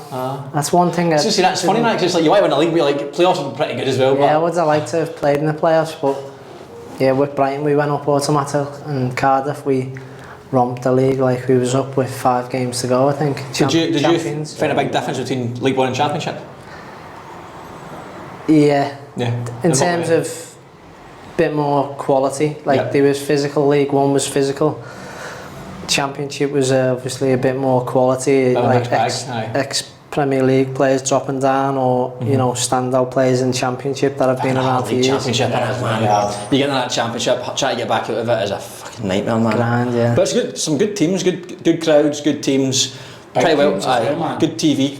You see a lot of TV about it as well, so it's well watched. It's a good league. Do you watch a lot of it still? Yeah, on BN Sports actually. I love that. See me pumping in there. Well, I have a Red Bull. I do watch a lot of football in general. Who do you support in the Championship? Cardiff. Yeah, are you still a big Cardiff fan? Yeah. Okay. So Cardiff, Liverpool and Hibs? Yeah. 3 shite teams, unbelievable. And then so you've got your promotion, mate. How was the Premiership? Yeah, it was... The parties went on for a while after promotion. Did it, So you went to Vegas? How long for? Went to Vegas. I think we done 5 days in LA and 5 days in Vegas, yeah. 5 days, you done 5 days in Vegas after 5 days in LA? Yeah. Aye, magic. We did, last year I did 1 night in LA and 5 in Vegas, and it was brilliant. But after, on day 6, you're like, right, yeah, that's enough. 10's a fucking shift. Yeah, it was proper trip, like, it was good though. We had, like I said, we had a great time. Parties was crazy, but, and then you knew once that trip was over, then you're going into a Premier League. Who was any mad people on a night out for the Cardiff team at the time? Me. Apart from you're Scouse, but so I assume that. No, there was a few, yeah. Especially a few Scottish lads in the team, because usually the Scottish lads are a wee bit less. Kev McNaughton was a bit of a loose one, yeah. Craig Conway was loose and was he? Yeah, when he wanted to be. Who else? Peter Oddenwinger, you remember him? I remember him. Yeah, he was mad. He was crazy. Then we had other good players that let their hair down as well when the time was right, but majority quite sensible. Like. And as soon as you came back to Vegas, was it like head screwed on? Yeah, pre-season was like. I think we still had 6 weeks off or whatever, but everyone was in the same way of thinking that. What year was that? 2000 what? 11 was it or 12? Oh, it would have been 2013. 2013 it says, yeah. 2013. 2013. You joined in August 2012, so it was 2013 season starting. Yeah. Wow. So that was 1 year you played in there. Obviously, natural big improvement in level. Yeah. Championship, obviously not League One to that, but Championship, big difference. Yeah. Aye. Yeah, very. Like I said, physical, better quality players. Just you're playing against like Premier League teams that have been relegated, really. So it was always a grind wherever you went, home or away. You know what I mean? Mm-hmm. But now the Championship, like. Can't speak highly enough of the league because I played in it for so long, but it's a grind. It's proper grind. And then the Premiership's just levels above. Yeah, that's basically everything into one and even higher. That's what I was saying again, go back to what you were saying about the physicality thing. Like, imagine you getting into that and still having a mentality of like, I don't care, I can be lightweight. But you've got lads like the Gerrards, and fucking guarantee he's strong. I can guarantee he like, so if you're going, well, he's already better than me at football, and but now he's faster, he's stronger, he's more powerful than me. I've got fucking no chance. Yeah. You need to give yourself some sort of a fucking match up wherever you can, because it's going to be very difficult to close that skill gap. Yeah. So you have to try and outwork them, out-hustle them, whatever it might be. And you played in that league, obviously you played against Gerrard. Yeah. Get a wee chat to him again, no? Yeah. Aye? Yeah, a few times actually. Yeah, obviously we played them home and away, and then. Not just Gerrard though, but playing against Liverpool in general was brilliant. Anfield, amazing atmosphere. Yeah, like. Did your mum and dad go to the game? My mates and my family and all that in the crowd. How did you play when you played there? Done all right, yeah. Had the chance to make it 1-0 to us as well. Yeah, Mingale tipped it over the bar. I think it was Mingale at the time. Yeah, tipped it over the bar. Did you celebrate when they scored? People was asking me that, would I celebrate in that if I scored, and I'm like, of course I would, yeah. Even though it's at Anfield and playing against Liverpool, but yeah, I had a good game. And a cliche question: who's the best player you played against in the Premier League? Because obviously we have a lot of direct opponents, but is there anyone you even? Ashley Cole was probably toughest left back in terms of. Probably the best was maybe Suarez. Oh, he was class as well. When he was at unbelievable that season, I think it was. Actually, cool, but he's arguably one of the best left backs of all time. Yeah. He was phenomenal, man. How did you find playing against him? Tough, yeah. Tough, eh? Yeah, very tough. Because he's not, again, he's slight. He's strong though. Clever. Defensively. Joe, one-on-ones. Yeah. Very good. Yeah, I went over to the other wingers soon. Can I have two out here, Craig? I don't care, I'm staying here. Yeah. You know, that's class though, mate, in terms of, like, when you're a wee guy, you're a Liverpool fan. If someone had told you would play at Anfield, not even. It's the next best thing, isn't it? Like, you've not played for Liverpool, but you've played at Anfield, like, in a Premier League game, and that's literally what dreams are made of. Like, it's amazing, man. Class. Amazing experience. So during that year, that was when Malky was sacked. Yeah. Just the night before Liverpool. Oh, that game, okay. He got wind of him getting sacked the night before, but then the game was out the way and he got sacked at full time basically after the Liverpool game. Yeah. Was that like halfway through the season or something? I think it was around January or Christmas time. Yeah, halfway through. And who came in? Ole Gunnar Solskjaer. Oh, was it? Yeah. I can't remember him doing Cardiff. How did he go? Not great. No. We got relegated, obviously, but still tough getting a team that's just been promoted. Yeah. But he was a good coach as well. Was he? Yeah. You said to create some decent coaches, didn't you? Yeah. Everything you mentioned. I can't do this. Oh yeah, Malcolm Mackay, social. Yeah. Decent coaching. From you being a coach, have you learned to take anything from those coaches? I've tried to take a bit from all of them, yeah. Yeah. In terms of, might be tactical stuff or some, like we mentioned, I think we was off air when we spoke about it, but the prepping 10 versus 11 and 11 versus 10, that was Poyet. Malcolm Mackay's old school mentality type things, like no gloves or goalkeepers raging. no gloves or snoods or beanies or something. I'm a fan of it, I like that. Training ground or and then Solskjaer, I've took bits from him. So what sort of coach was Solskjaer like? Was he similar to like Poyet and that, wanting to play at the back, or was he different style? He was more of a lot of his staff done all the work. So he seems like a man manager, Solskjaer. Yeah, and Solskjaer was the talker, yeah. The manager, effectively a manager as opposed to the coach. Aye, okay. Yeah, well, it's quite a good dig that, it being the manager, because you'll know better than us too, but being an NPL coach or a first team coach where you have to do everything, the coaching, the managing, the recruitment, blah blah blah. Yeah. Tough man. If you go, right, my only job is to make sure these players, I know my team available and make sure they're all happy, or one that gives 100% on game day. That's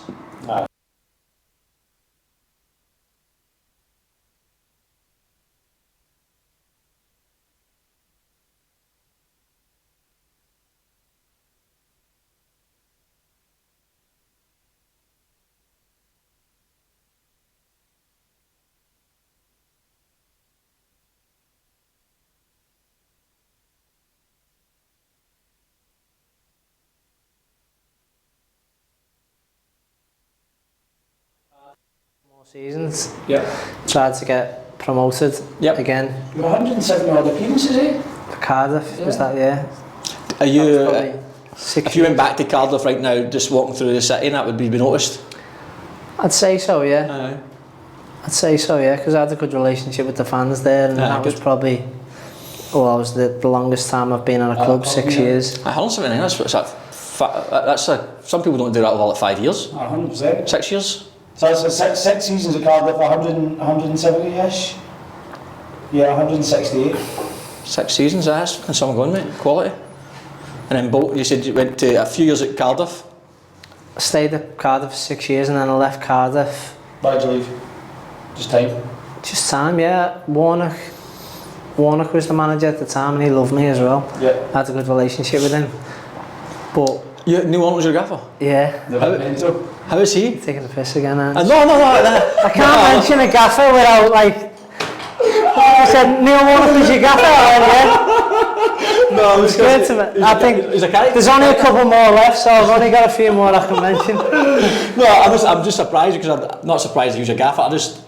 He's a good character in football. Very good. So I was curious to know what it was like. Nah, he's a legend. Yeah. Because obviously coaching, there's so many videos of him doing that videos, but in terms of what he actually is like, from a footballing perspective, how does he coach? What's his style like? Manager type thing. Manager as well? Yeah. Okay. Yeah. But what's it, funny stories about him? yeah, loads, yeah. He was like, the videos you see on YouTube or Instagram or whatever, that was every day. Like, he done something every day, yeah, he was brilliant. What? Give us an example. Just, so we was all in a huddle one day and he went, my wife Sharon, she had a dream last night that you scored. You scored? Yeah, pointing at me. You scored. So you're playing tomorrow. It was just out of nowhere. He was like, yeah, she had a dream last night that you scored. So you're playing, you're in. You was shite. You're not in. But he was so like just off the cuff, you know what I mean? It was something different every day. I love that, man. And the lads just loved him. Like, you can see why all his teams have done well, because you play for him. You play for him in a heartbeat. Yeah, his man management skills were unbelievable. Like, took us Cheltenham like on a Tuesday morning. Tuesday was the first day at Cheltenham when we was at Cardiff, and it was only like 45 minutes away. So we rock up for training, ready to go to training, and he was like, "Nah, Jib training, boys. Bacon and egg rolls. Get your suits on. We're going to the races. Oh, brilliant. Took us to the races like all day in Cheltenham. We had Wednesdays off normally, so. So you like to have a few drinks? Yeah, he was feeding us them. Yeah, basically. Yeah. My wife had a dream last night. You were steaming. You were steaming. Yeah. Another pint for you. Man management was definitely the best I've worked under. Yeah.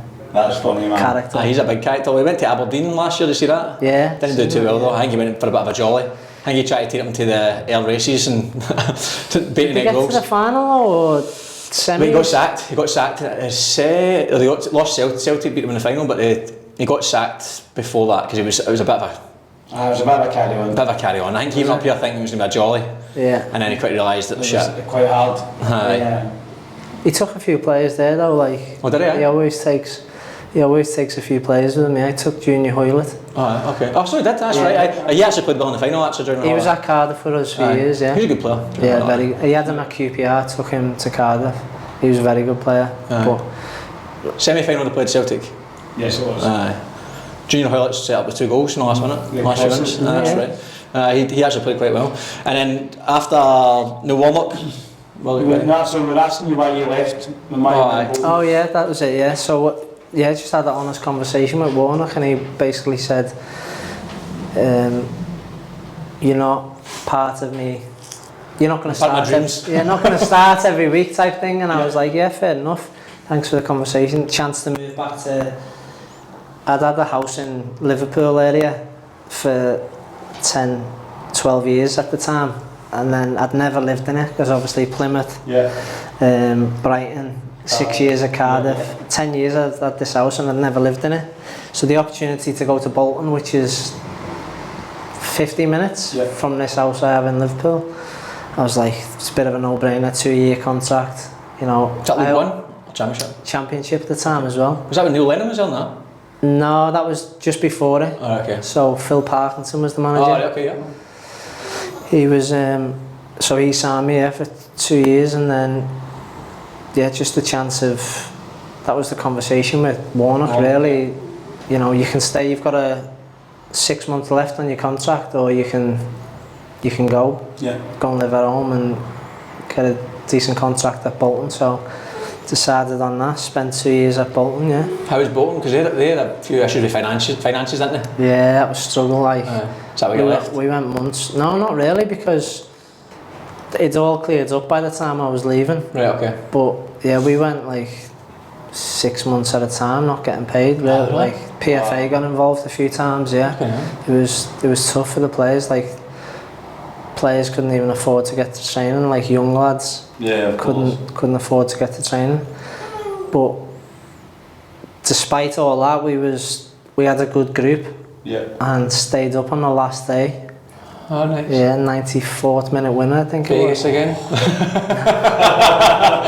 What did we do actually? I think we just Local or stayed something local. like So that would have been a great feeling as well. Oh, aye. Yeah, It's a that funny one. We was- spoke about this with even local NPL saying to our gaffer, I was like, it's funny. So before that game Olympic, I'm like, we can't make playoffs, and obviously it's nervy being near the bottom of the league. But I'd sort of rather be in this position where you've got something to play for. It feels more exciting as opposed to floating at mid-table when like, but I feel like you're in football for these big exciting games. Well, not it's obviously the risk is much higher. Yeah. But the buzz, it's funny because you end up celebrating thinking, you're celebrating coming like fucking 4th bottom. I mean, but it's like some feeling. It's Safe. still amazing. Brilliant. That feeling was up there with like getting promoted. That I can feeling. imagine yeah. the relief Yeah. of anything else. Because we needed results to go our way as well, and we was down in the game a couple of times, and then to score a 93rd minute winner, I think it was, to stay up. Adam Wilbraham. I don't know what that is either. Like yeah. Who's in Bolton side that side? Any big names? Other than Craig Noone, obviously. No, Bolton. Adam Lafonza. Oh, aye. He came in, think of He's it, amazing. A-League, Yeah. he's a good goal scorer. He scored goals all the time, man. David Wheater, centre back. Yeah. Laundry, I did, that's right, aye. Yeah. Aye, not bad. Good knowledge from you there. Aye, decent. Because then I was looking at this and it said that your second season at Bolton, you played 36 games Yeah. and then you left. Well, that was, my contract had run out, Right. so I was a free agent. How old were you at that point? 30, 31. Okay, so you still have a wee bit left, eh? 31, yeah. And that's when you came here? Yeah. Why? Bit of a random one actually, like some agent got in touch. Yeah. I had options to go to Hull and another League One team at the time. Fucking Hull or Sydney. Yeah, it was, Toss the coin. it was Melbourne at the Oh, time. Melbourne, so sorry, Melbourne. I remember the day, like, going home to the missus, I was like, we're out of contract at the time, like, out of contract. There's a couple of clubs interested, agents are ringing me.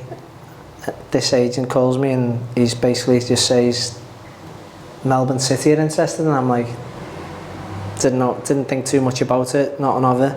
They want you to go into Manchester City's training ground in Manchester, and they're going to do a bit of a presentation on what the club's like and, you know, part of the City football group type thing. So I went to Man City's training ground. Obviously you go in there and you're like, wow, this is Man City. Water cabins everywhere. Yeah. And then, went in there, they done a big presentation on Melbourne. Yeah. And then went home. Before I went there, actually, a phone call from the agent was like, oh, Melbourne City interested. So I went home, told the missus, there's two teams, Hull are interested in me and Melbourne. She went, the only Melbourne I know is in Australia. I went, yeah, that's the one. What was her reaction? She was like, oh my God, and then took a bit of time, but ended up deciding on Melbourne. Yeah. And then been here since, yeah. Yeah. How was Melbourne? Melbourne was good, yeah, very good. Good training facilities, well run club. Yeah. Obviously successful on the pitch as well.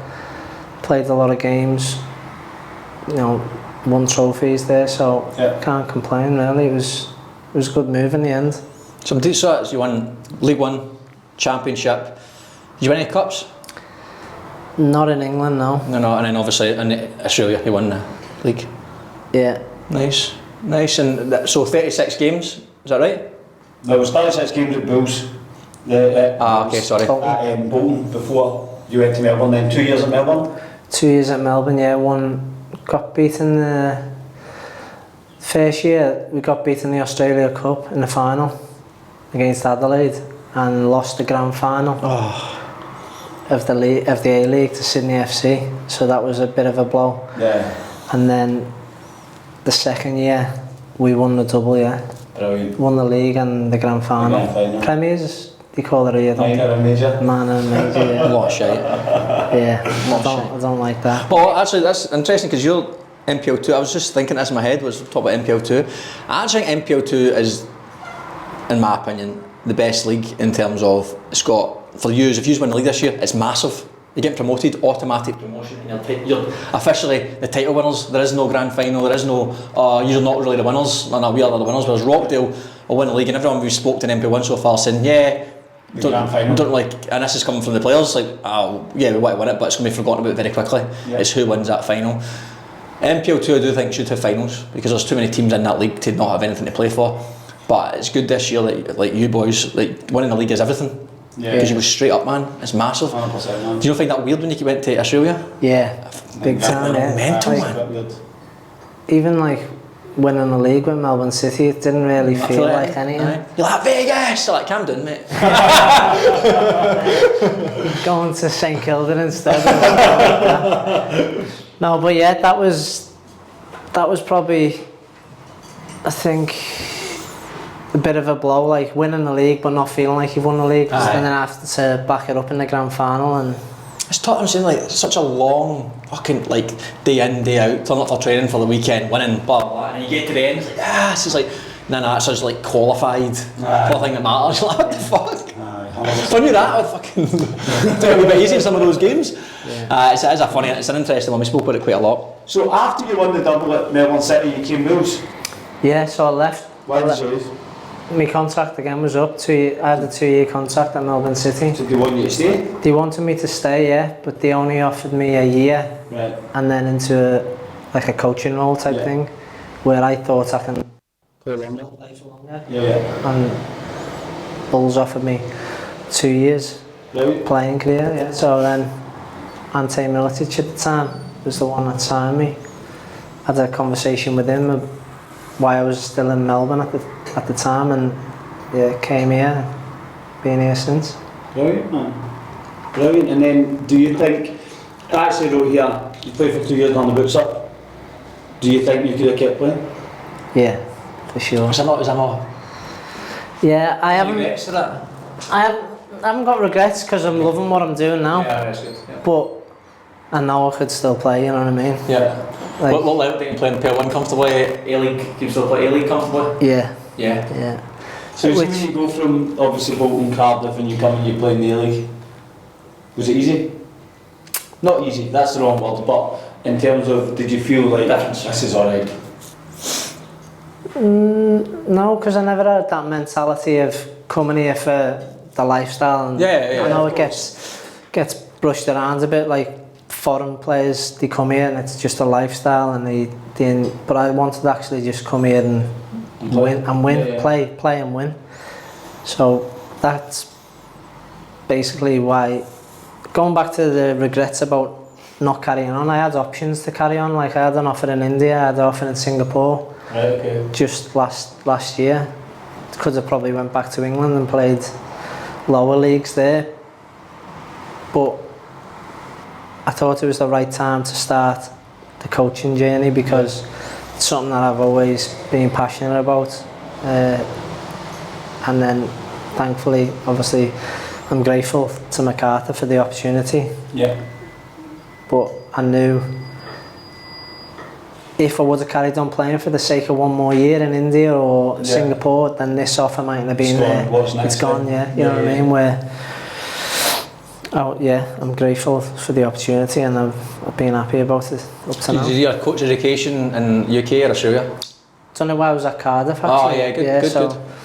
With the Welsh FA. Oh yeah, the Welsh one's the Welsh and the Scottish one, and we're just saying they're Scottish, but the Welsh and the Scottish one, a lot of clubs from coaches from all over Europe go just for the Welsh one or the Scottish one. Yeah. It's pretty good standard apparently. Yeah, it is very good, yeah. So I'd done that when I was at Cardiff. 26 I think I was, 27 when I'd done my UEFA. So you knew back then that you wanted to go into coaching? Yeah. Class. I wanted to stay in football like forever really, yeah. I know, that's the thing with football, like even me, I never played professional or anything, but it's like once you're in it, man, it's just so class, isn't it? Yeah. It's amazing. It's just the best thing ever, man. Looking at your coaching career, what's your aspiration? Do you have I want to? Again, yeah, I think you got to have the same mentality as I did when I was playing, like to get to the very, very top. To be able to go as far as I can, really. Right. I think, especially in coaching, I know it's a bit cliche, but like all the best managers and coaches, they're learning something every day, whether that's about themselves, football related, like how to manage players and people. It's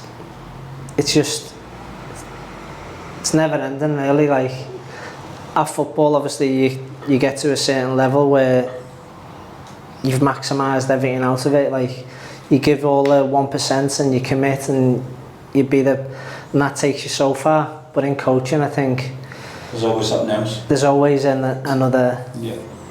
Because obviously a playing career is only 20 years or 25 years, where the coaching is going to be for the next 30 maybe, or you know what I mean. Do you feel like almost like a novice again? Yeah, that's what I like. That's the hunger I get from it, is like, this is the start of it. Do you appreciate now looking back at your career when you obviously had your Malcolm Mackay's and socials, like even the Southport one, like how hard it is and the details, the stuff they told players, you think he was fucking right. I've said that to a lot of players recently, like not just the players that I work with day to day, but A-League players or my mates back home who still play for Cardiff and stuff. I'm like, when you just used to turn up for training at 9 o'clock and then you go out on the pitch and everything's done for you, cones are out, balls are out, like you just turn up, train, and get off. Stand there, mate, yellow cone there, blah, blah, yeah, cool. You're Yeah. like, mate, I'm a fucking wow. This is shining this drill. But now I appreciate the amount of work that coaches do and like the preparation, like even the video sessions and planning sessions, like it's so much work. So yeah, I give it a lot of credit to the coaches that I've previously worked under that I haven't probably given enough credit for. You see football completely different.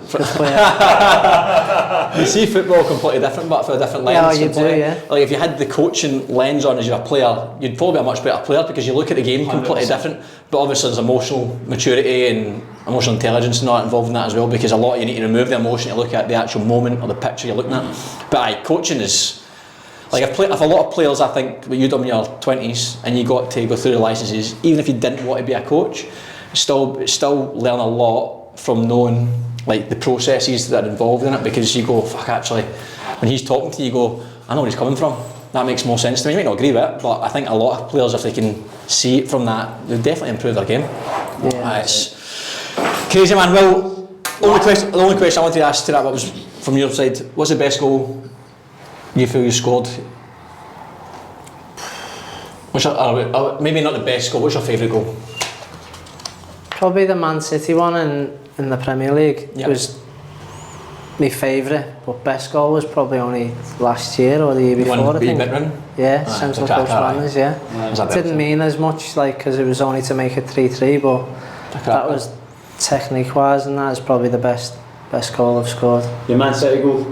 Yeah, that's my favourite, like, because it was first Premier League goal. Yeah. Class. And it was to make it 1-1 at the time. We went on to get slapped, but like Yaya Toure scored and Aguero scored, and I think we just lost 4-2, I think it was, or 4-1. But that moment to make it 1-1 was like buzzing. Yeah. Did you have another one to the crowd? That's the touchline. Yaya Toure and Aguero, man. Oh, yeah, That's players, mate. Last question I've got for you. Obviously, you've got 4 games to go, mate. Yeah. A point, 2 points off top. 2 points off, yeah, with still to play. Very confident, I assume. Yeah, definitely. I think it's in your hands. It's in our hands, yeah, because we play Mount Druitt. That's the only thing. But we've got a difficult run in, like no qualms about that. But So you got us. we got 4. Mount Druitt and Radlemere this weekend. So Radlemere Saturday, Hughes next following week, Mount Druitt the week after, and then last game of the season is Hakoah Is that a Himsa or a Densa? at our place. Your place. Mount Druitt games at their place. Yeah. Poppendetta, is it? Poppendetta. It's actually quite decent. Well, Was it? it was decent, yeah. I think you'd be only like that first grade in 20s training. One night a week and another night to train the synthetic to try and keep it good. By classmate, well, good luck to you. I think it's going to be. It's interesting. Yeah. As you say, it's just nice that it's in your hands. Yeah. Class. Right. Thank you. Quiz. I say quiz. Predictions for that quiz. I've been looking forward to this. I'm actually. Well, mate, you need Well you get yourself in the top. Alan McKee's at the top with 8 points. I think it's so tight, mate. We need to think of a way of restructuring this because there's 2 people on 7. I know. Unless if he gets 8 or 9, it makes it a bit easier. So what is it? Just a point? Point for a point? Point for a point, aye.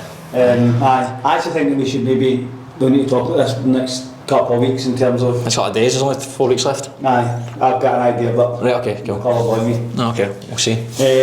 Sutherland at home to Central Coast Mariners. Seymour Shaw, Central Coast Mariners. I'm going to go Central Coast. And that against Sutherland, I think Central Coast. I can't. When's the last time they lost? I think they've only lost 1 in 7 or 8 games. They lost all. Marconi beat them 1-0, I think. Yeah, so they lost the last 4 games, 2 draws, 2 wins. They lost the game before that. But I think they won like 2 or 3 before that as well. I think they're on a hell of a run. Good run.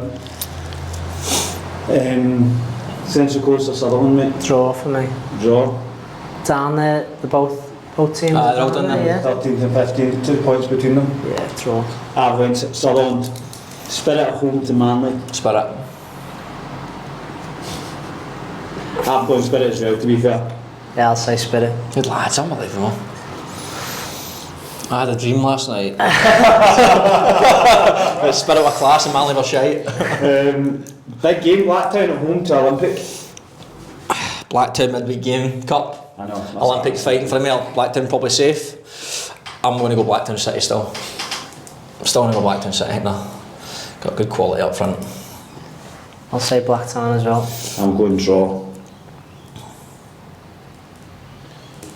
Wolves at home to Rockdale. It's a tough one. Wolves is hard to go to. Nice. I'm going to go draw. But I think Rockdale will still win the league. But I think that's a hard game because Wolves are trying to fight for playoffs. Aye, yeah. I'm on a bit of a spanner, I think Wolves. I think Wolves as well. Of course you do. Anti-Rockdale. I think it'll be good for the league as well. I'll make it interesting. I just think that you look at what Rockdale will have put into last night. It's a factor. Midweek game's a factor. And going to Wolves is hard. Going to Wolves is a hard game. To go as it is, but after a midweek, it'll be tough, man. Grass pitch as well, isn't it? Heavy. Our League NPL 2, Mount Druitt versus Spartans. Mount Druitt for me.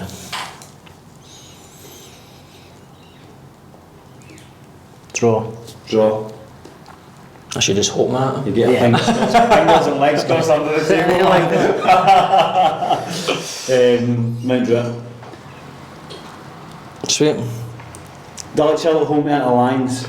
Draw. I've went Dully. Into Lions for me. Big game. Dunbar versus Berries. Big game for Dunbar this. I'm going to go draw again.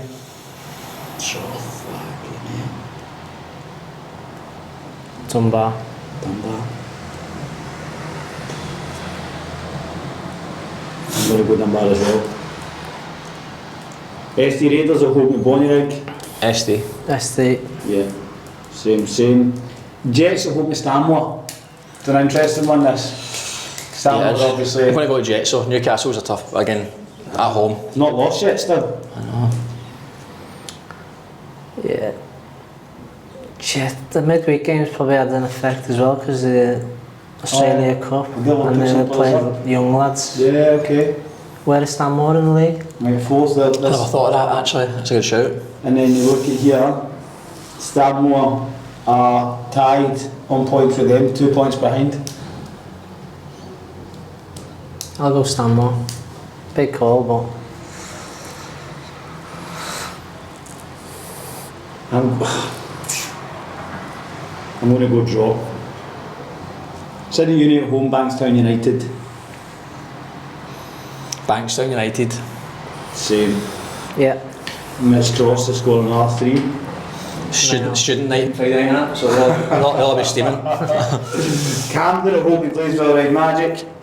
Camden, Ride Magic are very poor. Yeah, they are. Same here. Same.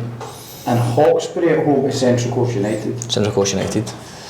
Who's your man from McFarlane play for? Central Coast. What's he done this year? Don't to us, mate. You're bigging him up. Oh, good player, man. I heard he's a good player. Very good player. One of the boys at Central Coast, our captain, he scored the goal, celebrated, jumped, landed, snapped his ankle. No. And but he was out for like months, maybe a year, full out of through celebration for scoring, and it was literally a jump up and a land. Poor boy, man. Freak injuries. What's the league table in it? NPL 3. This is NPL 3, so Central Coast are sitting there, Hawkesbury are 10th. I'll go Central Coast. Maybe Central Coast, I've went Hawkesbury. That's us. Aye, thanks very much, mate, for coming on, and obviously thanks for donating a Vegas trip for the boys for Champagne Fives as well. Thanks. No, thanks for having me on. I've been listening to the podcast and I enjoy it. So it's something that I've wanted to do, and I'm glad you asked me to come on. So I'm glad you came on. It's good to get a Bills person on as well, aye, brilliant. Quality, well, we'll see you at Champagne Fives, mate. And Who's the best manager you've worked under? GP.